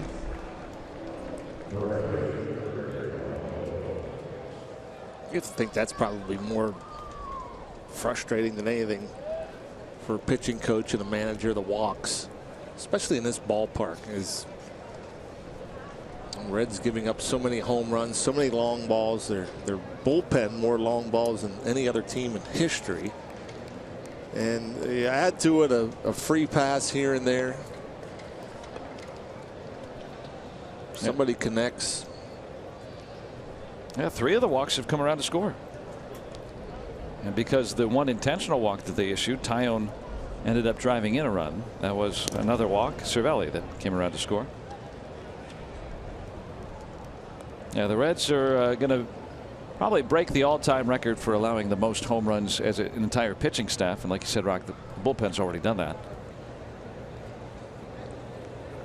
In this ballpark, you expect more, but not that many. But again, this is a club that is working to get a little bit better. And home runs per 9 innings, you see that they're well past the pace of the '96 Tigers, who I watched in person growing up.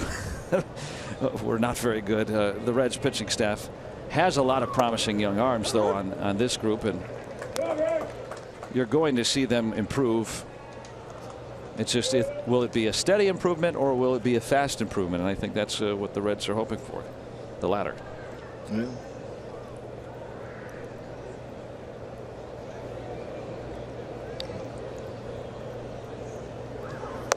So many of these newer ballparks built, and most are hitter friendly. And when they're built, if they're not, they bring the fences in until the hitters are happy. Exactly. Poor pitcher. They never think of them. But that's taxing on a pitching staff when you have to pitch in a little ballpark. You either learn how to pitch there, and you see that many times. I mean, Greg and I were talking last night about, to me, what I thought a decade or 2 or 3 ago, the best pitch for a pitcher was the fastball down and away for a strike, knee high away. Very few of those get hit out of the park, and so to avoid giving up long balls, you got to learn to pitch down in the zone, preferably away from the hitter, and be able to throw secondary pitches down in the zone away from the hitter. All these power arms, these guys can turn around any velocity if they see it often enough. So if they make mistakes, even the guys that have the +90 fastballs, they will give up homers too. And so, I mean, I don't know if it'll ever be figured out in Colorado. the pitching staff and trying to figure out how to pitch there, just because it's the ball carries, and plus it's so spacious. The best thing they could do for their pitching staff is grow the grass about 3 inches high. I mean, it will slow the ball down. That way, at least the ground balls stay in the infield. And maybe even in the outfield, too, to let outfielders try to catch up on some of those balls that skip through. Because that was the other thing, too. I mean, the infields in so many ballparks at PNC, when that opened, the grass was very thick. It was hard to hit a ground ball through the infield. I mean, you had to barrel it up to get it through. Well, now every ballpark you see in the major leagues, the grass is cut like fringe around the putting green. It is short, it's tight, and it is fast. Almost like turf, or not quite, and nothing's ever quite like that, but almost like turf, or not quite, yeah, but it's just fast. Just think of short grass, putting greens. I remember Wrigley used to have long grass. The friendly confines, if the wind was blowing out, the ball would travel, but I mean, you had to hit the ball hard to get it through the infield. And another walk. And I'm not going to sit here and always say, because pitchers that have a huge advantage over hitters. It's very difficult to hit in the major leagues, especially major league caliber pitching. It's very difficult to hit. And so I understand that offense is important, and fans love to see the long ball, and they love to see runs being scored and everything else like that. But I mean, when you're playing in a little ballpark like this, or in Miller Park, and then you got grass that's cut so short that weak ground balls go through, it could be frustrating. They lowered the mound. Almost 50 years ago now. Try to give the hitters an advantage. Keep trying to give hitters the advantage. I've always thought, let me throw a theory out at you. Today it seems like there's less fundamentals in hitting in terms of, it's I think during the enhanced era, guys started to realize swinging for the fences works. In that era it did. Now we still see guys pretty much swinging for the fences. Not as many hitters trying to make contact, putting the balls in place. Strikeouts are an all-time high, as well as home runs. And I wonder if that has something to do with offense being down, because if guys just put the ball in play more, we'd probably see more offense overall, although we'd see fewer home runs. Not only just putting the ball in play, but hitting the ball where it's pitched and using the whole field. Averages are going to continue to go down if hitters continue to not hit the ball the other way. I mean, you got 3 infielders on one side of the infield, and you keep just continually to pull the ball, your average is going to be down. There's less holes when there's 3 infielders on the left side. Now, if and that to me, as far as the mechanics of the swing, is that may have a chance. That one just being held. Young bidding for number 20. McCutchen moves to third. Runners at the corners with 2 outs. But the power gets paid at the major league level. Now, where I guess wonder the direction for young hitters is when kids coming out of high school with those types of mechanics, or out of college, to where they can't hit a ground ball, get on top of a ball the other way.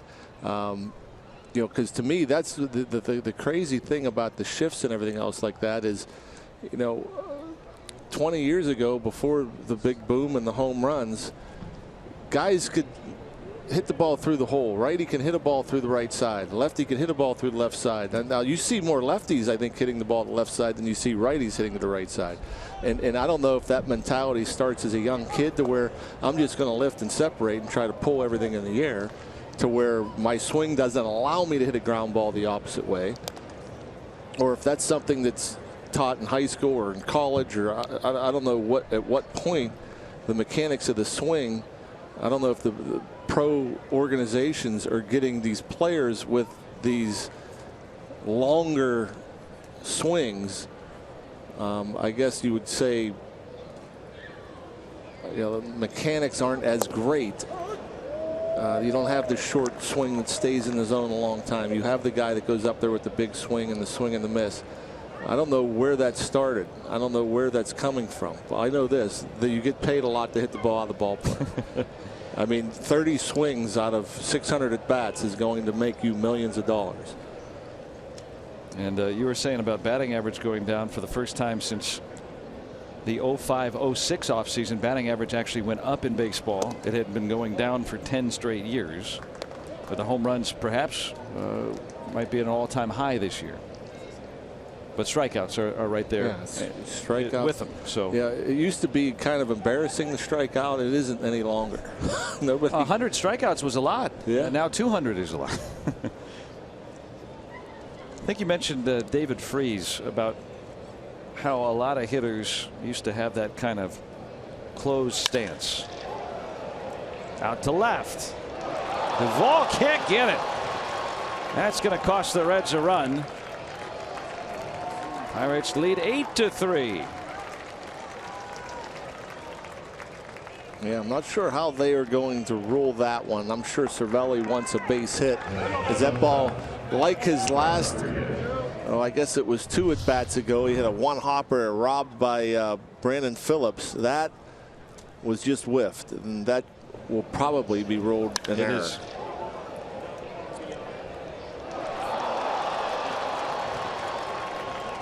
Each team with 3 errors today. No run batted in, but a run across. And so Brian Price wants to make a double switch here. So the Pirates, their offensive outbursts continuing with a little help from the Reds here in the 6th. Pitching change in Cincinnati. Back in a moment.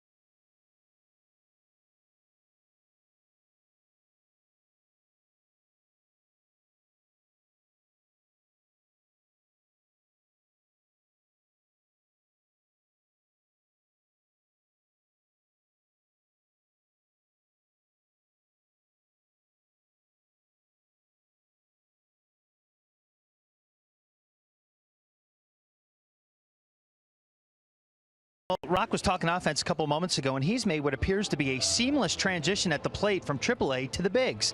And his hitting coach from Indianapolis, Butch Weiniger, he agrees with that assessment.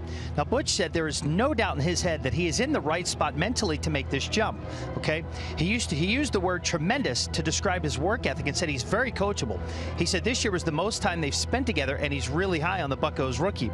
Now, Weiniger said their relationship has gotten to the point where he could tell Josh to stand on his head, and he would at least try it. That's how well it's gone for him this season, both in Indianapolis and Pittsburgh. And talk about a guy, John, who could put the long ball in play quite a bit for you and make some money in his career. Josh Bell, certainly one of those guys, and his hitting coach from Indy agrees. And Josh may be a guy that might have to change his swing a little bit to hit home runs. And he's probably a great example of what do you want out of your first baseman or corner outfielder, wherever he ends up being. Do you want a guy that gets on base, draws walks, hits 300, and maybe hits 10 or 15 homers? Or do you want a guy that maybe strikes out 100, 150 times, hits 30 home runs, and hits 260? I mean, because right now he is more of a average hitter. Meaning for batting average. For batting average than he is a power hitter. He doesn't look to hit the ball out of the ballpark. He has an approach where he, sees the ball, tries to hit the fastball the other way, adjusts to the breaking ball. He's patient. Because of that approach, I think he recognizes pitches. He sees the pitch a little bit longer than a lot of hitters, and so he gets his walks. You don't see the wild swings or the chases, and the strikeouts are down. But because of that approach, not as many home runs yet. We'll see how that goes. That's a fair ball, just fair, and so Rodriguez is out. Didn't think that was going to be called a fair ball. That's not reviewable, and so the inning ends. Pirates get a run, and they're on top 8-3.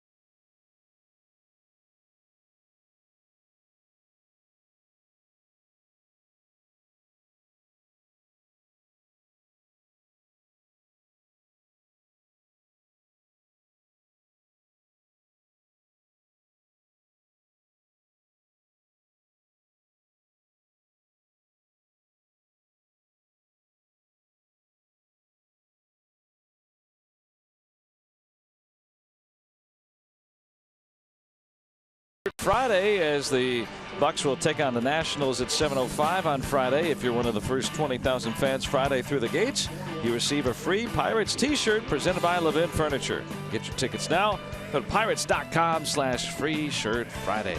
Jared Hughes modeling that shirt that you would receive on our UPMC scoreboard. Pirates out to an 8-3 lead.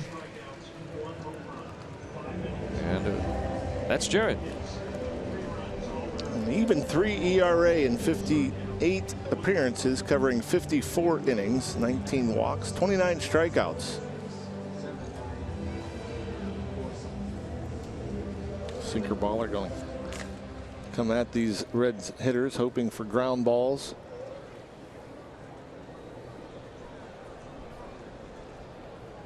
Eugenio Suarez has hit back to the mound and popped out foul.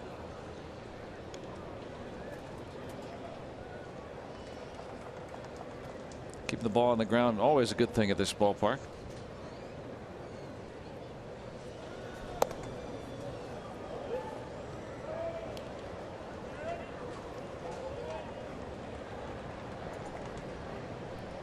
Suarez has hit 20 home runs.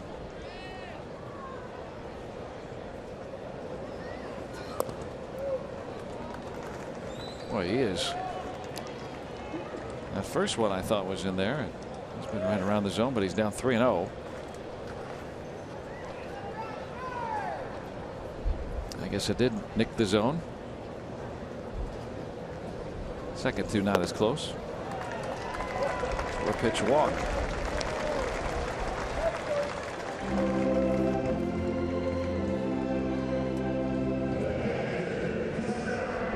Not the way Ray Searage would have written it up.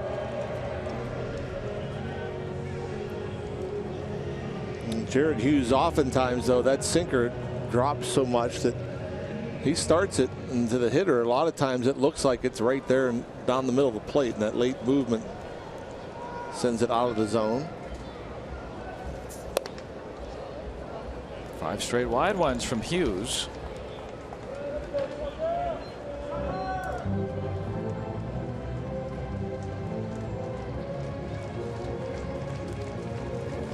Cirelli out to get on the same page. All right. Well, Hughes has been, when he's been ineffective, he's brought the ball up too much. So it's kind of a fine line, right?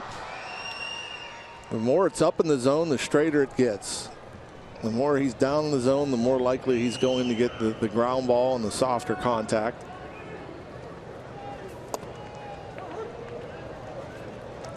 Brought it into the zone there.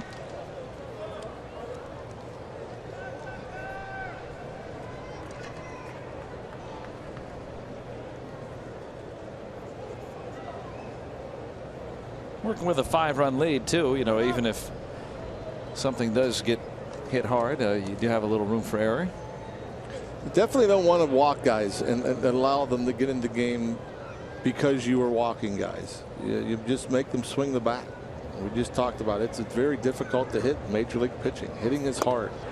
You're failing in most cases over 70% of the time as a hitter.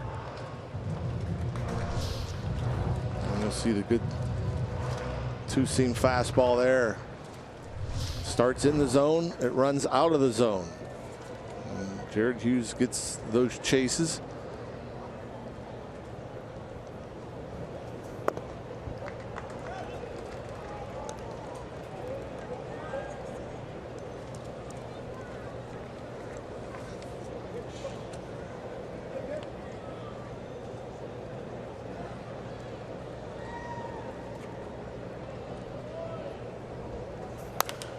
I guess the average National Leaguer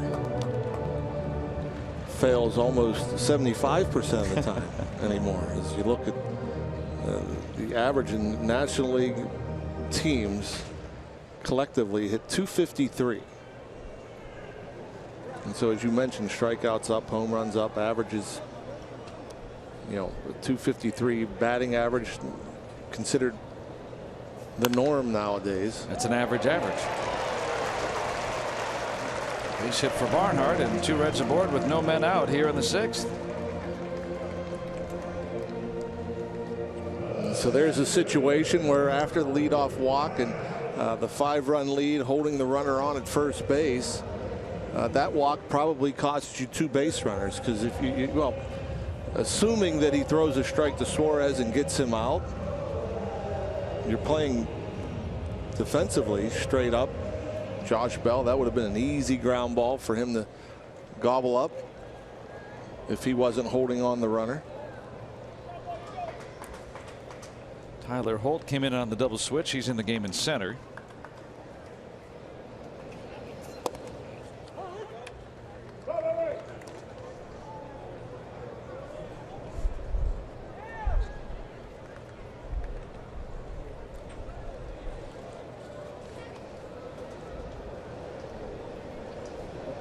Hughes with look at second.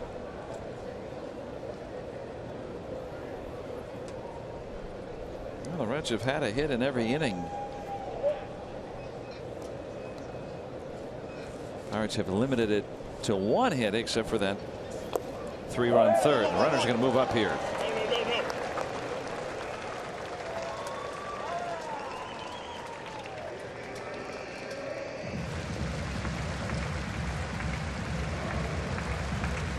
Suarez now at third, and Barnhart at second after his single.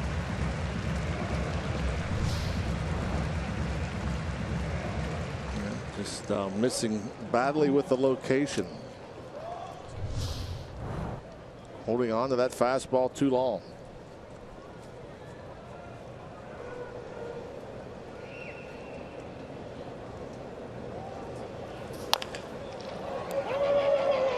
Runners can't move up, and they'll get the first out of the inning.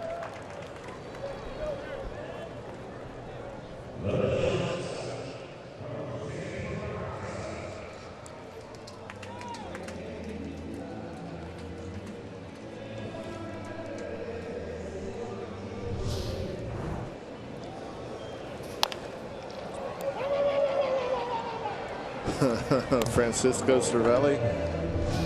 1-1-1-1-1, first base. Yeah, the catcher can see the whole play develop. He can see the runners.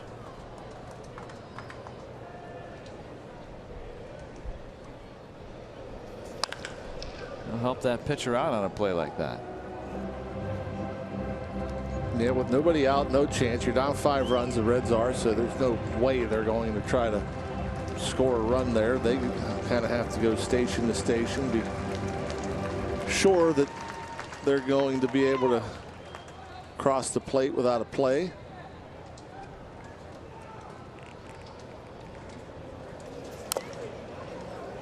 And this is the kind of guy Jared Hughes likes up there with that sinking fastball. Somebody up there looking to be aggressive, chasing that 2-seamer. Peraza 3 for 3.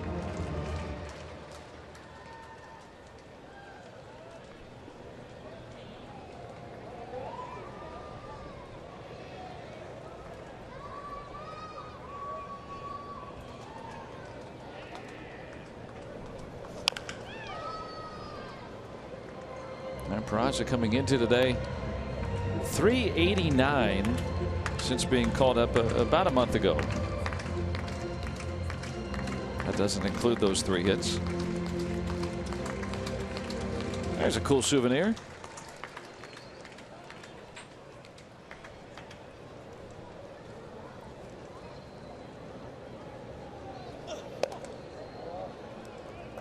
A lot of Pirates fans coming in, if they're not coming from the Berg, the Eastern Ohio fans don't even have to leave the state. They can just come on down here to Cincy.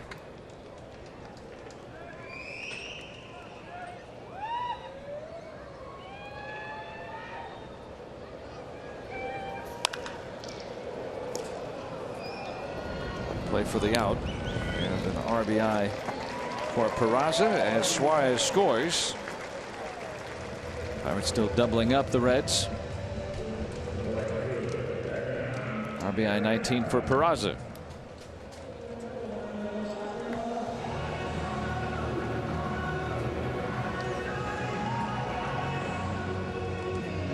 That leaves Barnhart at second.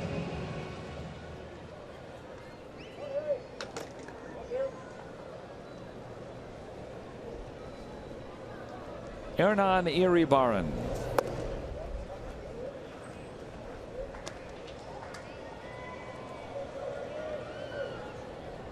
And an infield hit back in the 3rd.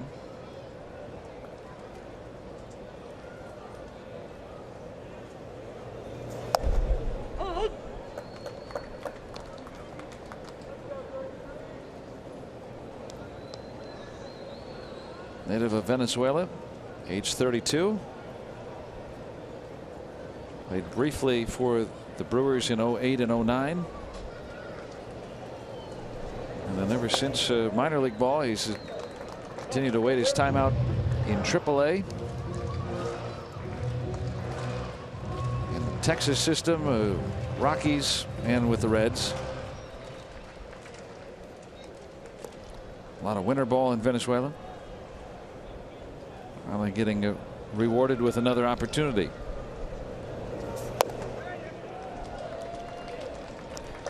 And those are the guys I'm always amazed by, the ones that just, you know, they start to play into their 30s. There's no promise. Yeah, they want to keep playing. Well, it's baseball. I guess it's for most who've played it their entire lives. I mean, it's better than moving on, and you still live that dream. And you get paid decent money to play in the minor leagues, especially as a minor league free agent, a guy that's still productive at the AAA level. Oftentimes, though, you see when they're in their 30s, they're just there to fill a spot. It's a long shot to get to the big leagues, but it happens, as you see here.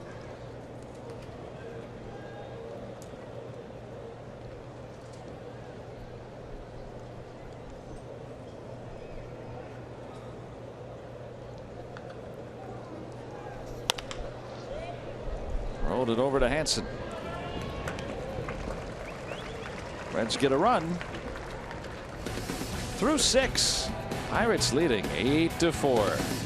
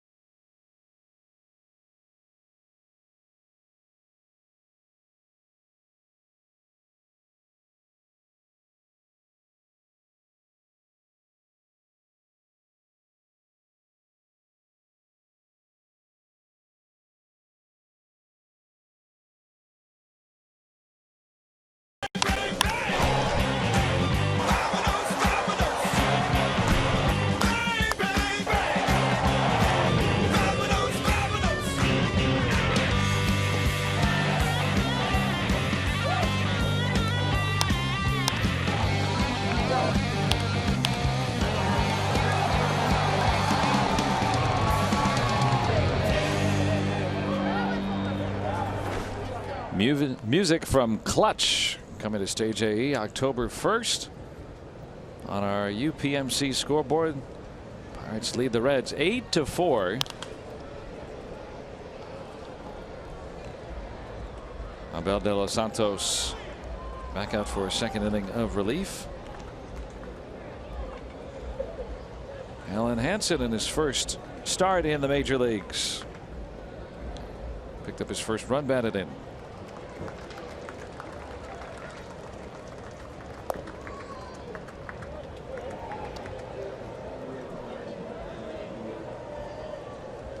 John Jaso was out on deck. He would bat for Hughes.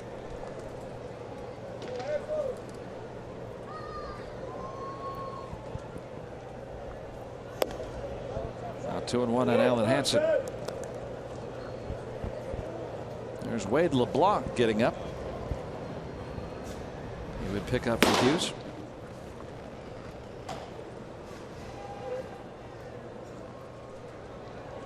Hansen in his second stint with the Pirates. He got called up during Starling Marte's paternity leave back in mid-May. And when he got the news of the call up, he called his mom back home in the Dominican Republic, and everybody was so excited. There's Starling Marte, who we may see today. Everyone was so excited.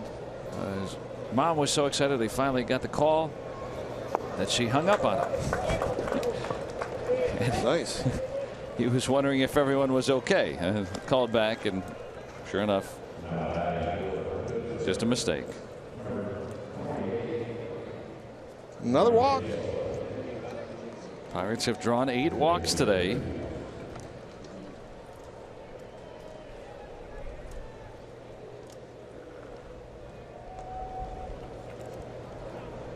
Now John Jaso pinch hitting for Hughes.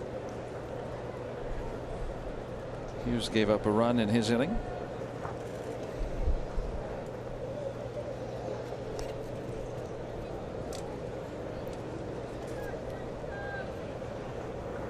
Well, if I told you the Pirates have been out hit today, they've given up 3 errors or made 3 errors. But their offense lately has really provided all the steam that they've needed. Yeah. A lot of help from the Reds pitching staff. And I tell you, if these guys are pitching for next year, it may end up with a new organization, because this has been awful. The walks. Look at that. Not even close. And De Los Santos last year with the Nationals came up with Texas in their minor league system.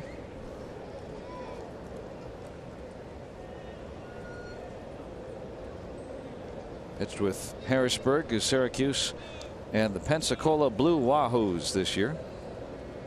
Waiver claim back in July.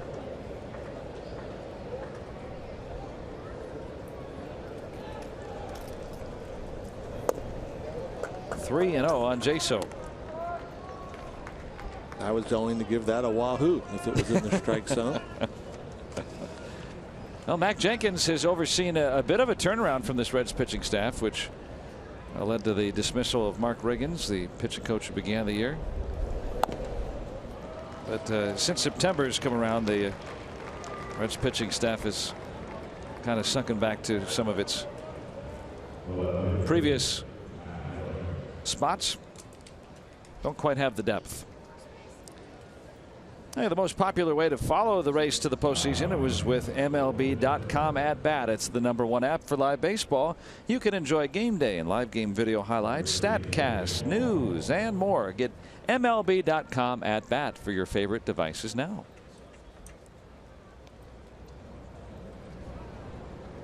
Pedro Florimon is going to run for Jaso here in this 4-run game in the 7th.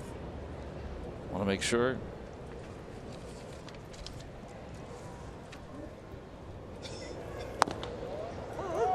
Pirates get all the runs that they can here in this little ballpark. Joyce 0 for 3, walk to start the game. One of 9 walks drawn by the Pirates today. Boy, look at that pitch. That's almost like a mercy call by the home plate umpire, Sam Holbrook. It changes the whole at bat, and maybe the Reds fans are happy, and as well as De Los Santos. But Matt Joyce now 0-2. Yeah, if Joyce takes one, it's probably a ball. Greatest walk rate in baseball this year. Many semi-regular.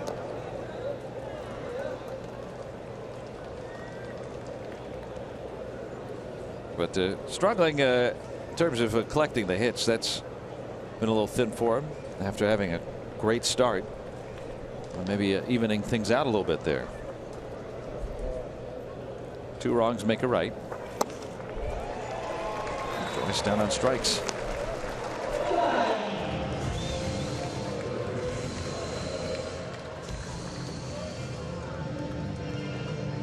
Yeah, with Matt Joyce, and hitters fight pulling off the ball all the time, and that's the biggest thing. You just can't help it. The front shoulder flies open. You end up getting long with your swing. You end up rolling over on a lot of pitches. The bat head goes in and out of the zone, and when you pull a lot of balls on the ground, that means you're pulling off the ball. And well into center, and Holt can't get it. That's a ground rule double. That allows Hansen to come in to score. RBI for Josh Bell. Pirates lead 9-4. And that's why we'll see Josh Bell at some point in time hitting more and more home runs, because that right there looked like a line drive that was going to be straight at the center fielder Schebler. Off the bat, it's just like, wow, tough luck. Unfortunately, hit an atom ball, but it just takes off. It just carries well over his head to where Schebler just turns and has to, or that's Holt out there in center field. Beg your pardon, not Schebler. He hit that at 106 miles an hour. That was a bullet. RBI 15 for Bell. He's got 3 hits today. Reds bring the infield in. McCutchen has driven in a pair today, and scored a pair of runs. Bell there at second. 2 doubles today, 8 in total.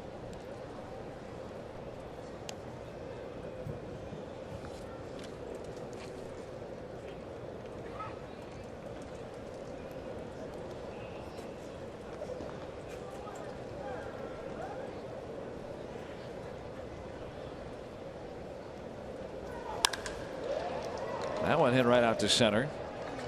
Holt will get that one. Florimon is in, sac fly. Pirates up 10-4. 3 RBIs today for Andrew McCutchen. Never lost his bat. Up to 70 RBIs now for Andrew. Another hard hit ball, a couple of earned runs, 2 more walks that come around to score. You suck. Yeah, the 5 walks have scored. Make that 6 walks have scored. Issued by the Reds today. That's enough to beat the Reds already. Just the 6. Pirates back up 6. Gregory Polanco. Pirates have scored 34 runs in the last 3 games, and this one's not over yet. Yeah, and they continue to pitch and walk like this. Who knows? Maybe another 15-run game, maybe more. Polanco 0 for 3 today.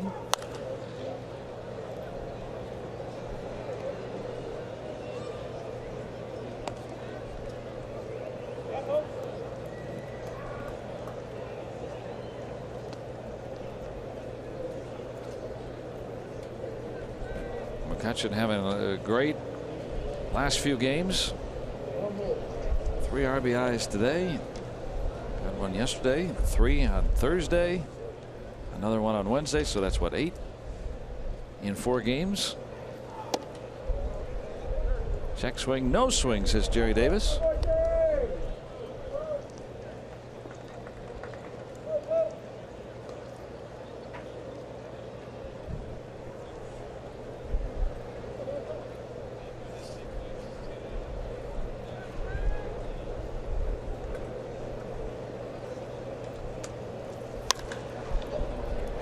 High into that light gray sky.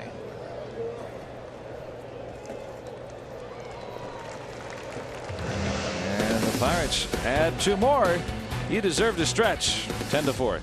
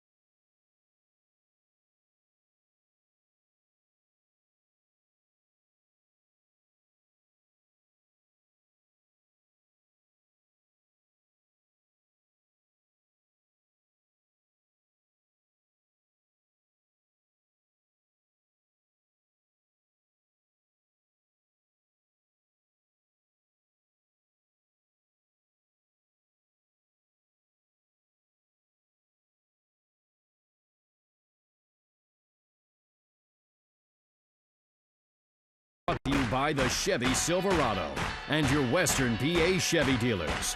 And by Barrel. Visit Barrel.com to learn more about our 3 conveniently located collision centers. Let's go Bucks!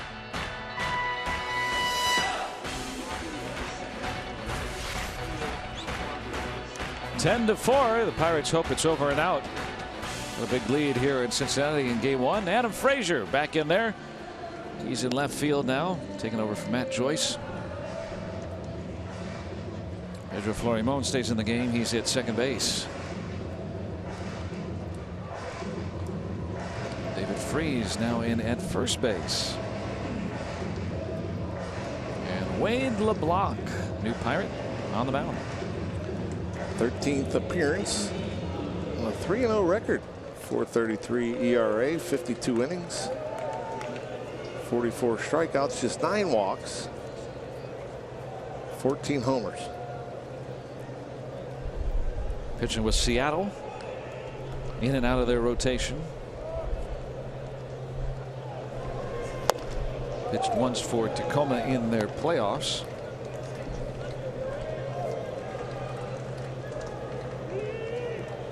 Joey Votto will lead it off. What a play by Freese. That is the play of the day. That's a big hang with him to Joey Votto. As man, not only hit hard and down the line, but a tough hop for David Freese. Step and a dive. Says, I got it. Makes it look easy.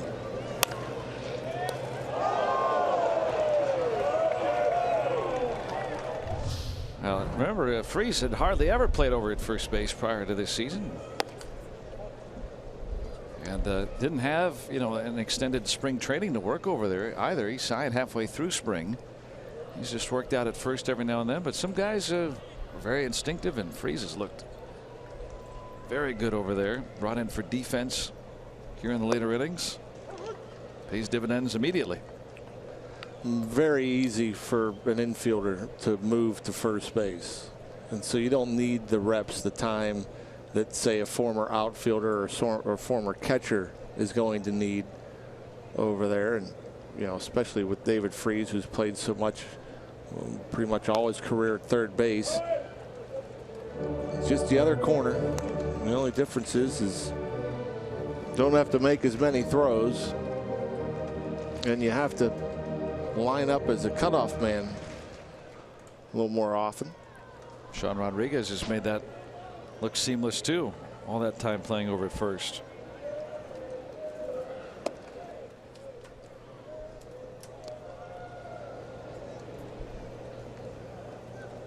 Two and two on Duvall, who hit a 3-run home run back in the third.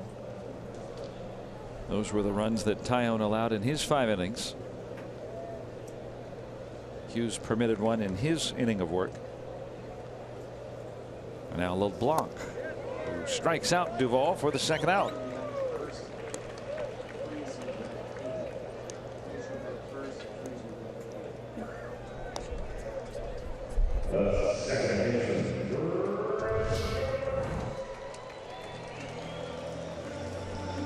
Boy, good changeup. Just 76 miles per hour. Duvall way out in front.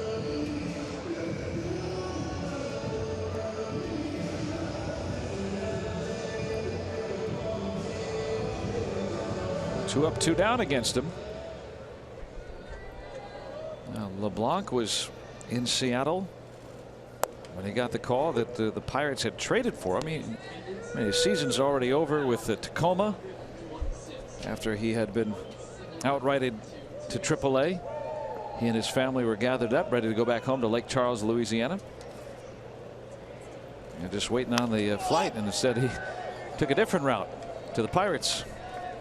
And here he is, and he works a 1-2-3 inning. Moving on to the 8th here in game 1. Pirates lead 10-4.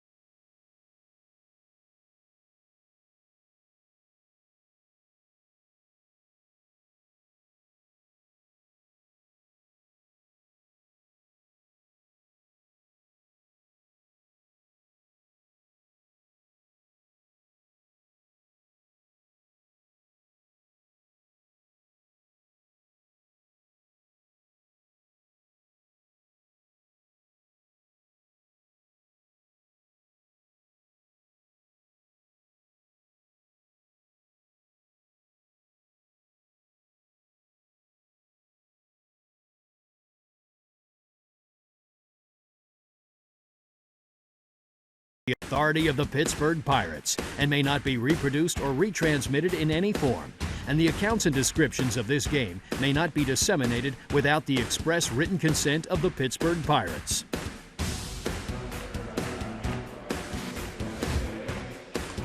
And just a reminder, as you enjoy a cold one, to look forward to Miller Time later in the game, brought to you by Miller Lite.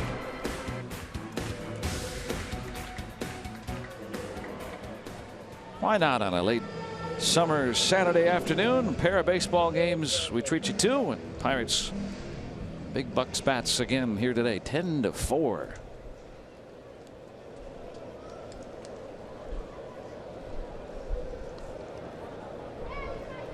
Former Pirate working to Jung Ho Gung, Ross Ollendorf. There is a slew of changes for Cincinnati here in the inning. That might be playable. Barnhart has the out.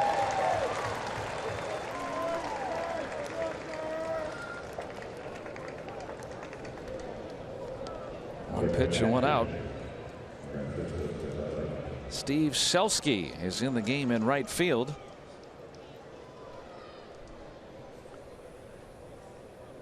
And he'll take over for Hernan Iribarren, who moves to second base now from right. Brandon Phillips is out. Selski will bat in that 6th spot, and Ross Ollendorf now in the 5 spot.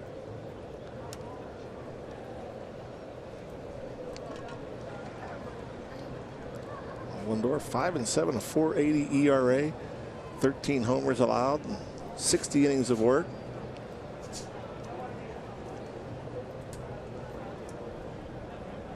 An old-timey windup. Not sure it's working for him. He's gone through some struggles this year.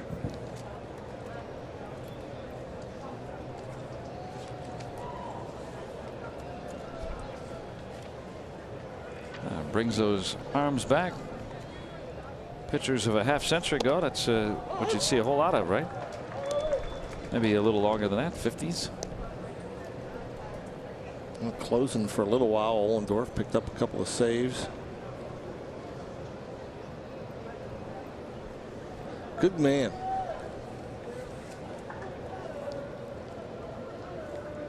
What do you remember about him when he was with the Pirates? He was very friendly. Nice man, very smart. I recall that he did an internship. I'm trying to think of what I think it was the Department of Agriculture. Yeah. After the 09 season.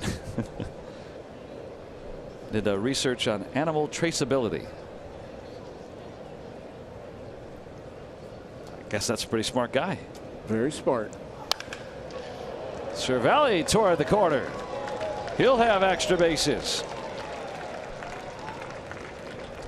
He's been heating up, Francisco Cervelli, and could very easily have 4 hits today, robbed of a base hit by Phillips in the 3rd, and a line drive in left center that Duvall couldn't handle, went for an error.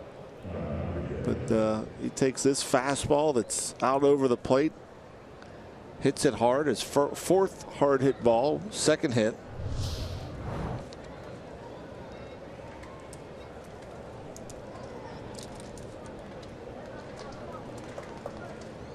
Another thing I remember about Ollendorf was him going opposite field home run in LA at Dodger Stadium at night. Little poke in the right. Cervelli read that well, but he'll be held at 3rd. Pirates just keep on hitting. Boy, oh boy.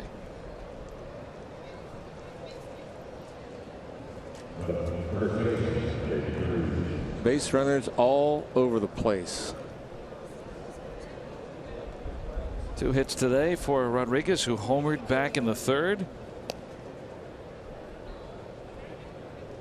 10-4 and looking for more.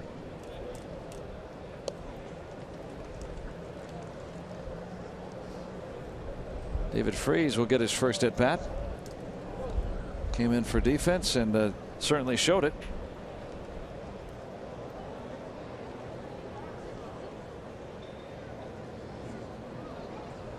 David checking in at 2-7-2.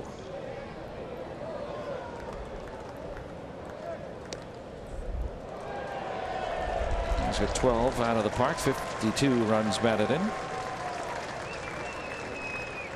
He'll be a bucko for a while as he signed that 2-year contract extension last month. 10-4 game in the 8th. They're not going to hold Rodriguez on tight.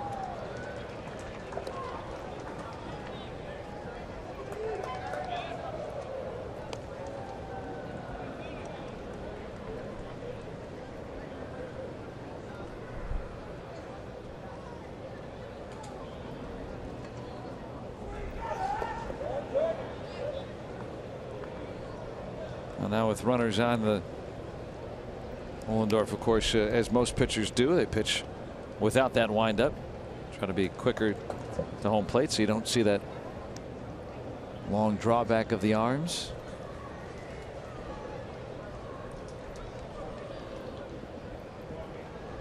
Can't do that with runners on. They'd run all day against you. Yeah, all over the place. And he's trying to get the strikeout. He doesn't want the Pirates to score another run, doesn't want that ERA to go up. So after getting ahead of Freese, trying to finish him, but Freese not chasing. Pirates are now out hitting the Reds 10-9.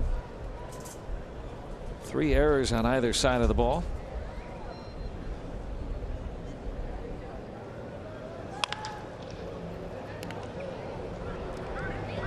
And Freese called out. And unless this gets challenged, which the Pirates are considering. Yeah, they're telling him to hold up, but Freese's reaction down there at first base leads me to believe that he did not beat the throw, although Clint Hurdle is going to challenge it. That would bring in a run if the Pirates win the challenge.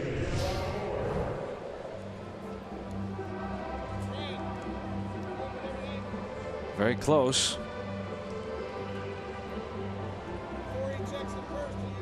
Now Freese, who I think if you asked me 5 or 6 weeks ago, you'd say who is one of the more clutch guys on the team, you'd say Freese. But lately he's running a spell where he's hitting a 2 a lot in these types of situations. I think that's part of his frustration. Yeah, that's very frustrating. Anytime you have a first and third situation, that's the one thing you don't want to do.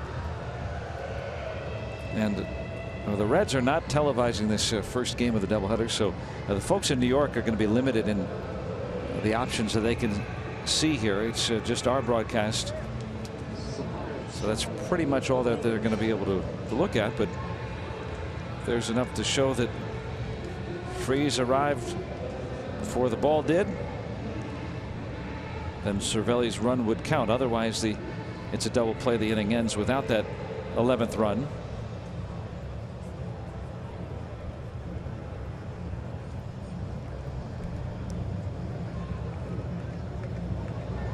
The umpires in New York only get to see what is broadcast here. Now, sometimes if you have both teams broadcasting, which is almost always the case, and then you have a national broadcast as well, sometimes they can have as many as 3 different telecasts from which to choose.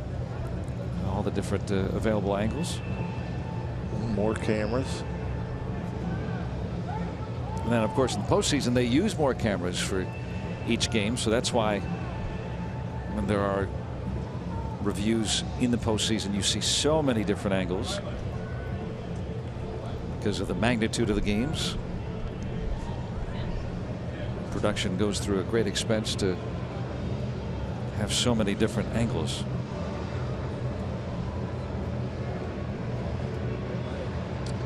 I don't think it's could be any better than it is at PNC Park. So many cameras, so many slow-mos.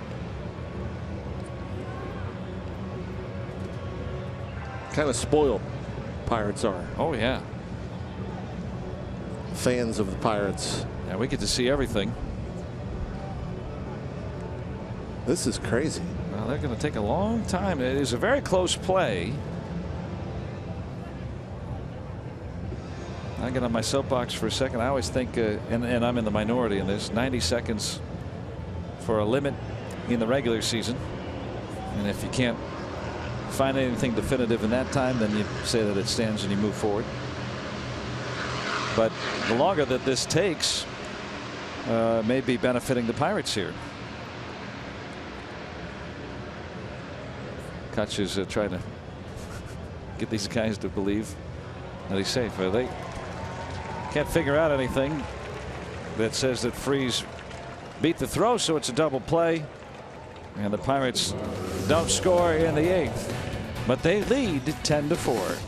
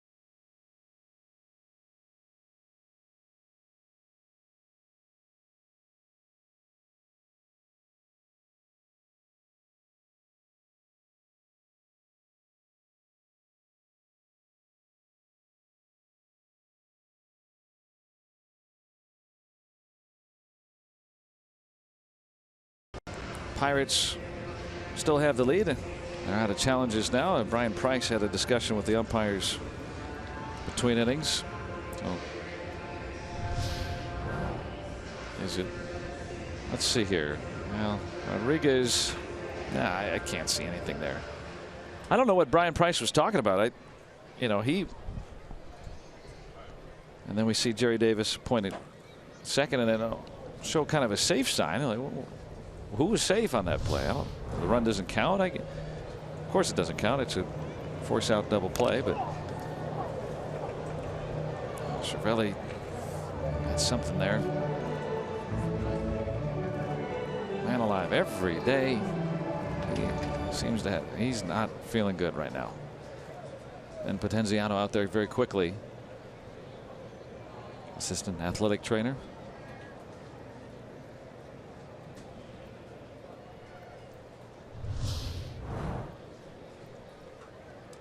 You see where Cervelli set up with that one. Oh yeah, inside the right knee, and I guess that's one thing that you have to risk when you're set up like that. You open up that right leg a little bit, that right knee, which exposes the inside of the knee.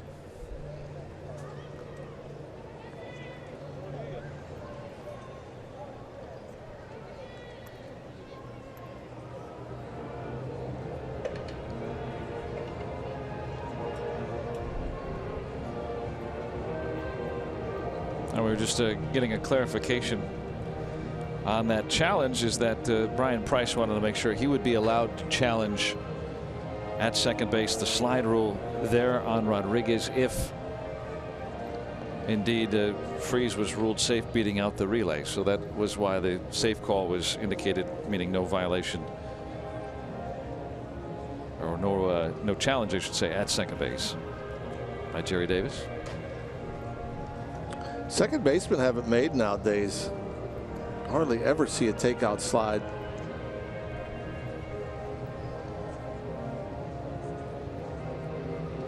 Yeah, because you got to stay on the base too. That's the other part of that new rule at second. Can't slide too hard and come off the base even for a moment. Looks like Cervelli's going to be okay. Probably one of those that hurts really badly right away and maybe gets a little better.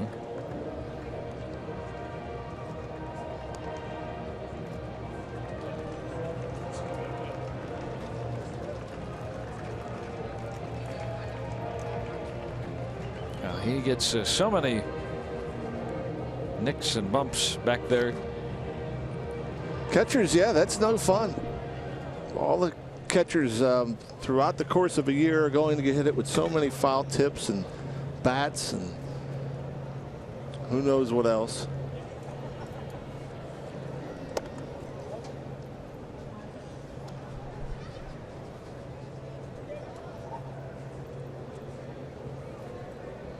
Johnny Bench, Hall of Fame catcher for the Reds, part of that big red machine.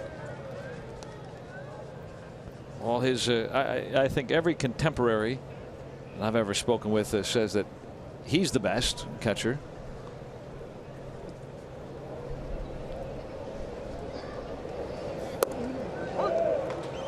And Selski caught looking. LeBlanc with his second strikeout.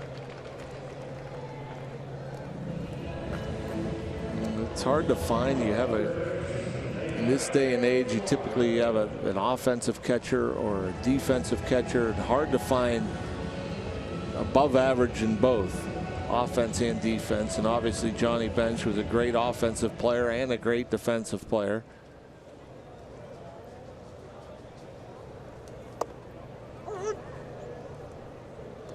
Guys like let's say Buster Posey today, right? A very good defensive catcher and offensive catcher. Well, the Giants have slowly tried to work him more and more at first base so that he can be in that lineup more often.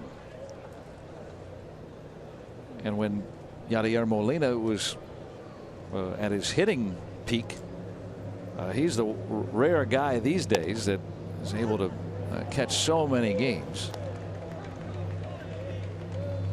Really is almost superhuman how Molina always could stay behind the plate and almost never, every like 2 weeks you get a day off. And it is the most demanding position, but yet so often we see catchers just they stick around forever. There's the second out. Like I just getting up and down, up and down, up and down, and it's you think of like Carlton Fisk and Pudge Rodriguez and these guys that just caught so many games and have just been around for so long. Yeah, Pudge Rodriguez, superhuman. Yeah. Unbelievable. He'd catch 150 games in that sweltering heat in Texas. He'd steal 25 bases. He'd hit you 25 home runs. Carlton Fisk, for a younger generation, a guy who was so good for so many years.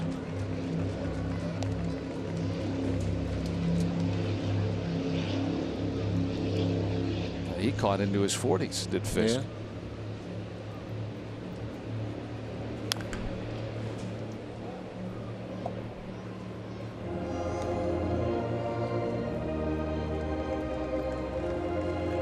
Sit back there in a rocking chair behind home plate and still still mash 20 home runs.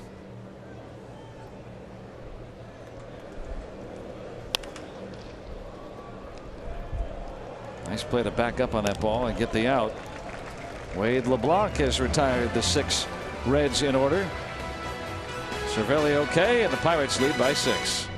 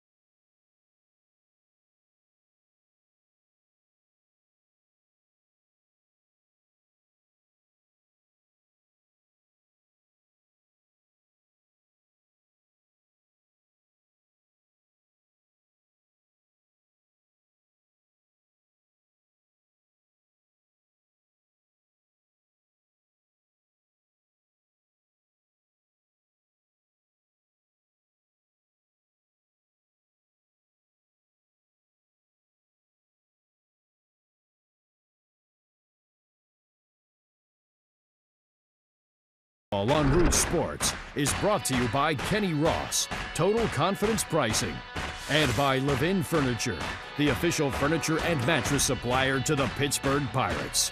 For the best quality, service, and value, shop Levin's. Let's go Bucks!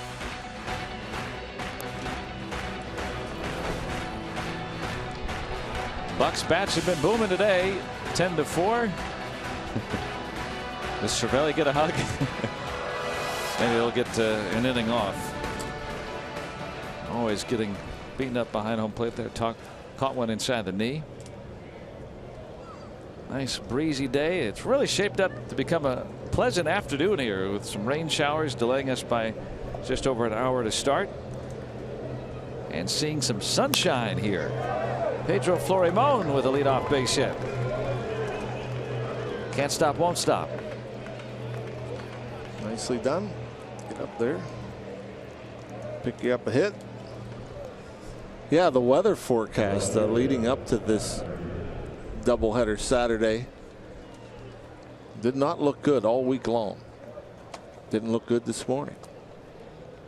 Yeah, the percentages at, at 80 and. Yeah, at some point it was 100, and then it was at 80, and then it went to 60, then it went to 50. And even the rain that we saw that delayed the start right before the game was scheduled to begin, it started to really lighten up and probably could have started the game on time with as light as it was raining. Mm-hmm. Yeah, well, there was no need for delays. No. Easy to say. But the way that it is shaping up, we're going to have some good baseball. Now there's a little sellout to the west, but halfway between Columbus and here right now. But hopefully that will stay away. We can just have 2 games of baseball with no problems.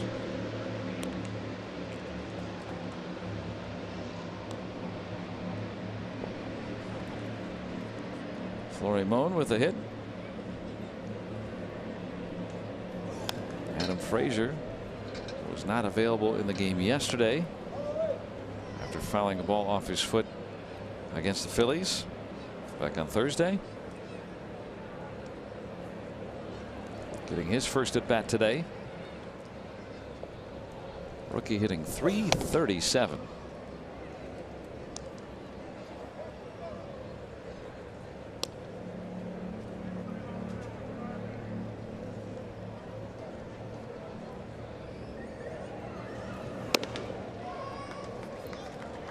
Reds have walked 10 Pirates today. 2 on with no men out. And Robbie has some more. What's up, Robbie? Yeah, well, Wade LeBlanc's coming up to bat. It's his first at bat in a Pirates uniform, and there was a little bit of confusion, first of all, as to when he was going to bat. He thought he was batting 4th. Now he's batting 3rd. And the equipment is a little bit of an issue. The helmet he's wearing right now is number 44, Tony Watson's helmet, and the bat, he's actually using starter Chad Kuhl's bat right now, and he's not using any batting gloves. And if he did need some, he may have had to swipe a pair and borrow for this at bat, Joe. Well, he hasn't pitched in the National League since the early part of the 13 season. And as we were telling you earlier, he was with his family. He was about to ready to start his off season. Probably didn't have a bat with him. Yeah, there's plenty of bats and helmets to go around. No big deal. Players share stuff all the time.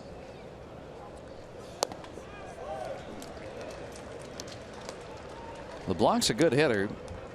252 in his major league career. A lot of that, though, came earlier on when he came up through the Padres and then a stint with the Marlins. Hasn't batted in the big leagues in 3 years.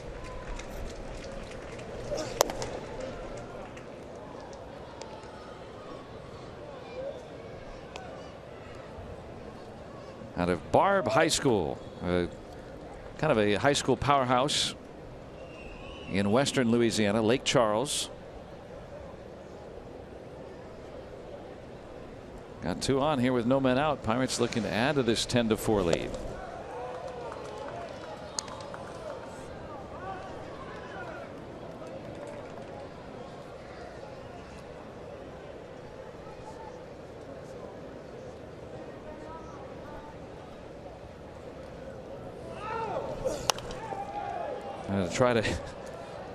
Try to retire the opposing pitcher.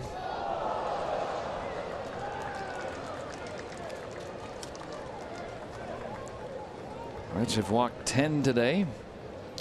Yeah, well, Pirates via hit, walk, or error have already had 24 base runners.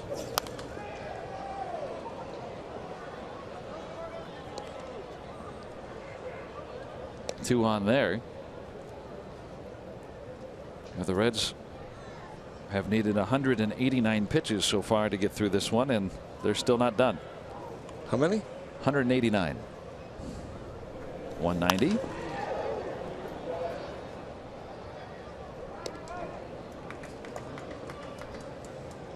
It's a lot.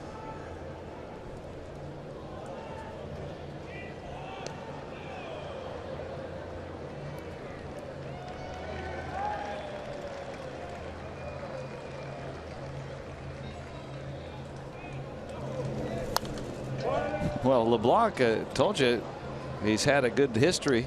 Yeah, as a hitter. in. Fouled off 4 in a row. This will be the 10th pitch of this at bat upcoming.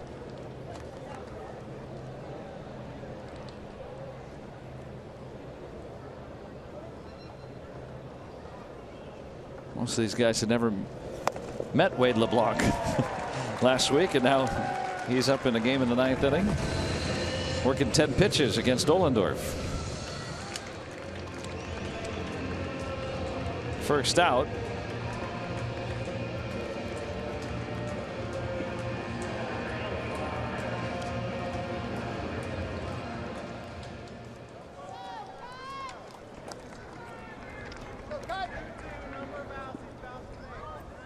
Scott Bonnet there, the Bones, the Pirates clubhouse manager, having to try to find stuff for all the 54 different players that he's seen come through this year. He does an excellent job, always on top of everything.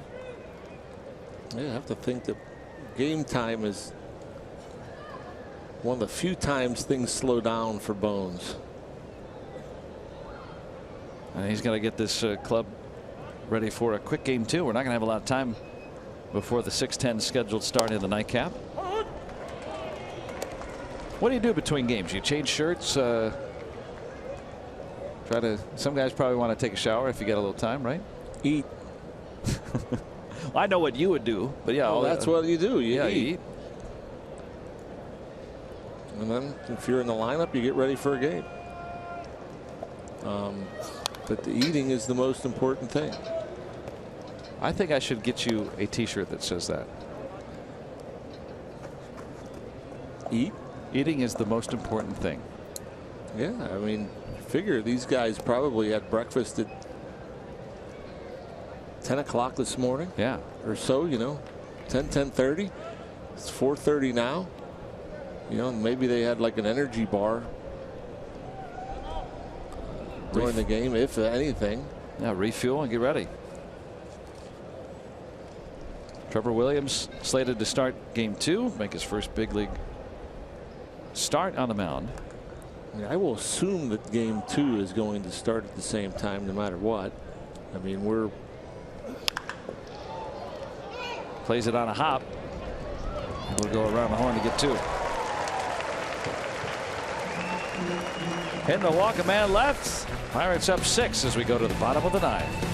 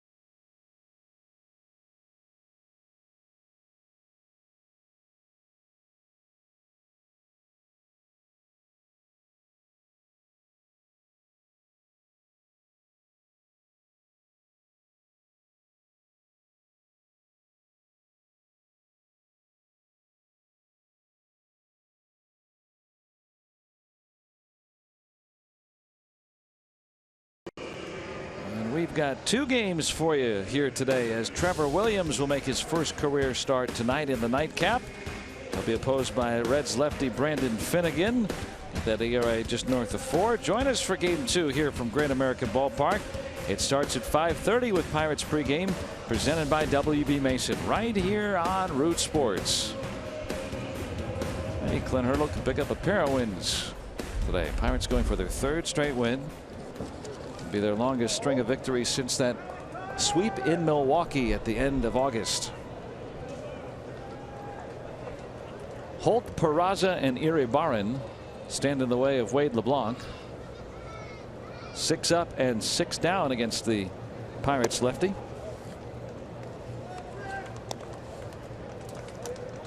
Holt hit one back to the mound against Hughes in the 6th.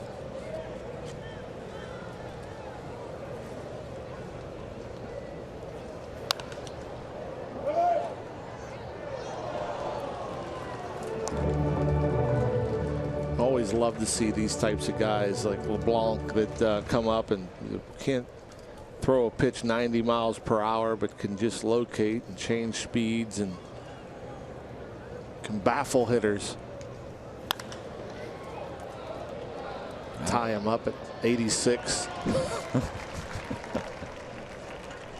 Well, you probably have to have some velocity. I mean, there's a threshold. We saw Jamie Moyer at the end of his career throwing about 82 miles an hour. It just wasn't quite fast enough. But guys can operate in that mid to upper 80s, right, and still be effective. Some can if they do those like things. I said, it's rare to see them up there. I mean, Hendricks is probably the best example, the National League leader in ERA, who doesn't barely break 90, averages in the high 80s. But if you know how to pitch, I mean, Moyer was effective in the low 80s. I only saw him the last year, so maybe those prior to the surgery. He was a little, what, 84 probably at that point? I don't recall where he was throwing, but he wasn't throwing very hard, and he was in the big leagues and getting hitters out, you know. It just goes to show you. I mean, we see guys that throw 95, 96 that get hit, and then, or even 99 or 100. It just goes to show you that, I mean, if you can pitch, you can locate, you can change speeds, you can be in the big leagues. Now that number on the radar gun doesn't tell the whole story. That's off LeBlanc. 1-4-3 putout. 8 up, 8 down against LeBlanc, bidding for his 2nd career save. And we must explain the save rule. One of the 3 components to a save. One of the times, if you pitch effectively, deemed by the official score with a 3 innings or more, then you can earn a save. And so LeBlanc did that in a very similar situation this year with Seattle back in July. Last chance for the Reds here in game 1. And now a ball and a strike on Iribarren.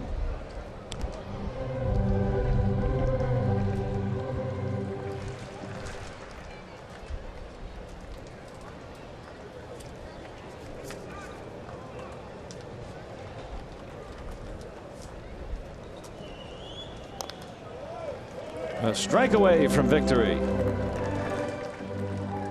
Pirates with 4 in the first. Sean Rodriguez hit a 2-run home run today. Andrew McCutchen driving in 3. The one thing that I think that helps LeBlanc as far as pitching effectively or being in the big leagues, if there was a bunch of guys that pitch similarly to LeBlanc, it wouldn't be a surprise. But these guys face this type of pitcher so rarely. The soft stuff, almost below hitting speed. That's what some hitters will call it, like, oh, he's below hitting speed. But if you had a couple dozen that you'd see fairly regularly, it'd be, I think, a little bit easier to adjust and hit. I mean, I think that's why you see so many hard throwers. Well, guys have adjusted. 2-2 fouled off his foot.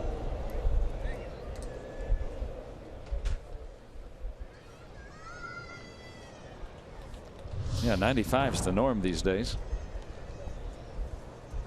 Right off the front, underneath part or the toe. It looked like it was underneath the bottom of the spike.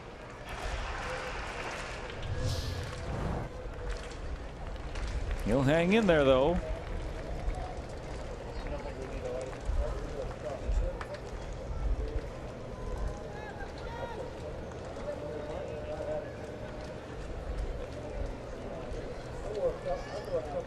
Two balls, two strikes, two outs. LeBlanc ready, and here it is. And fouled away.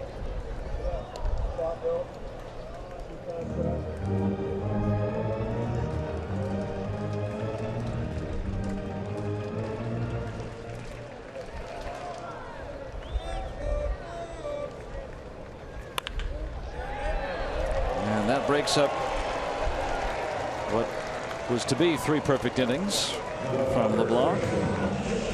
Barn with his second hit.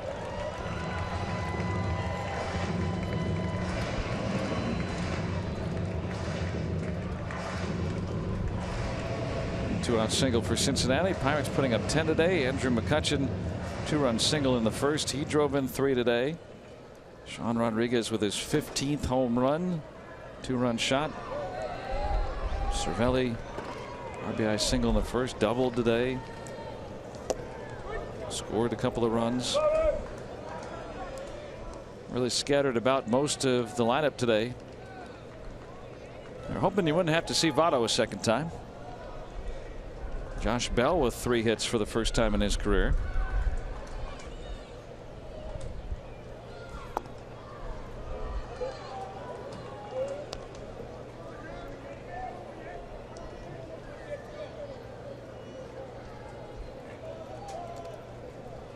Less than an hour from now, we'll have the pregame show for you for Game 2.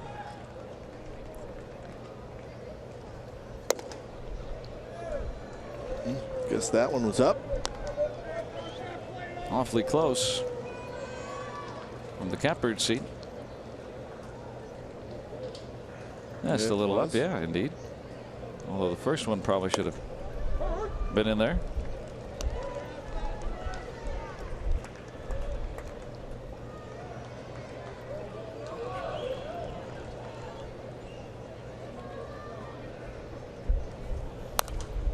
Now full 3-2. Not many at bats for Joey Votto that he doesn't foul off at least one or several.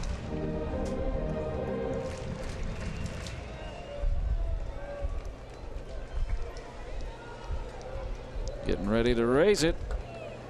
10-4 Pirates in the 9th. Florimon has Votto, and the Pirates have won their 3rd straight. Wade LeBlanc with 3 scoreless innings of relief. He earns the save. Andrew McCutchen driving in 3 today.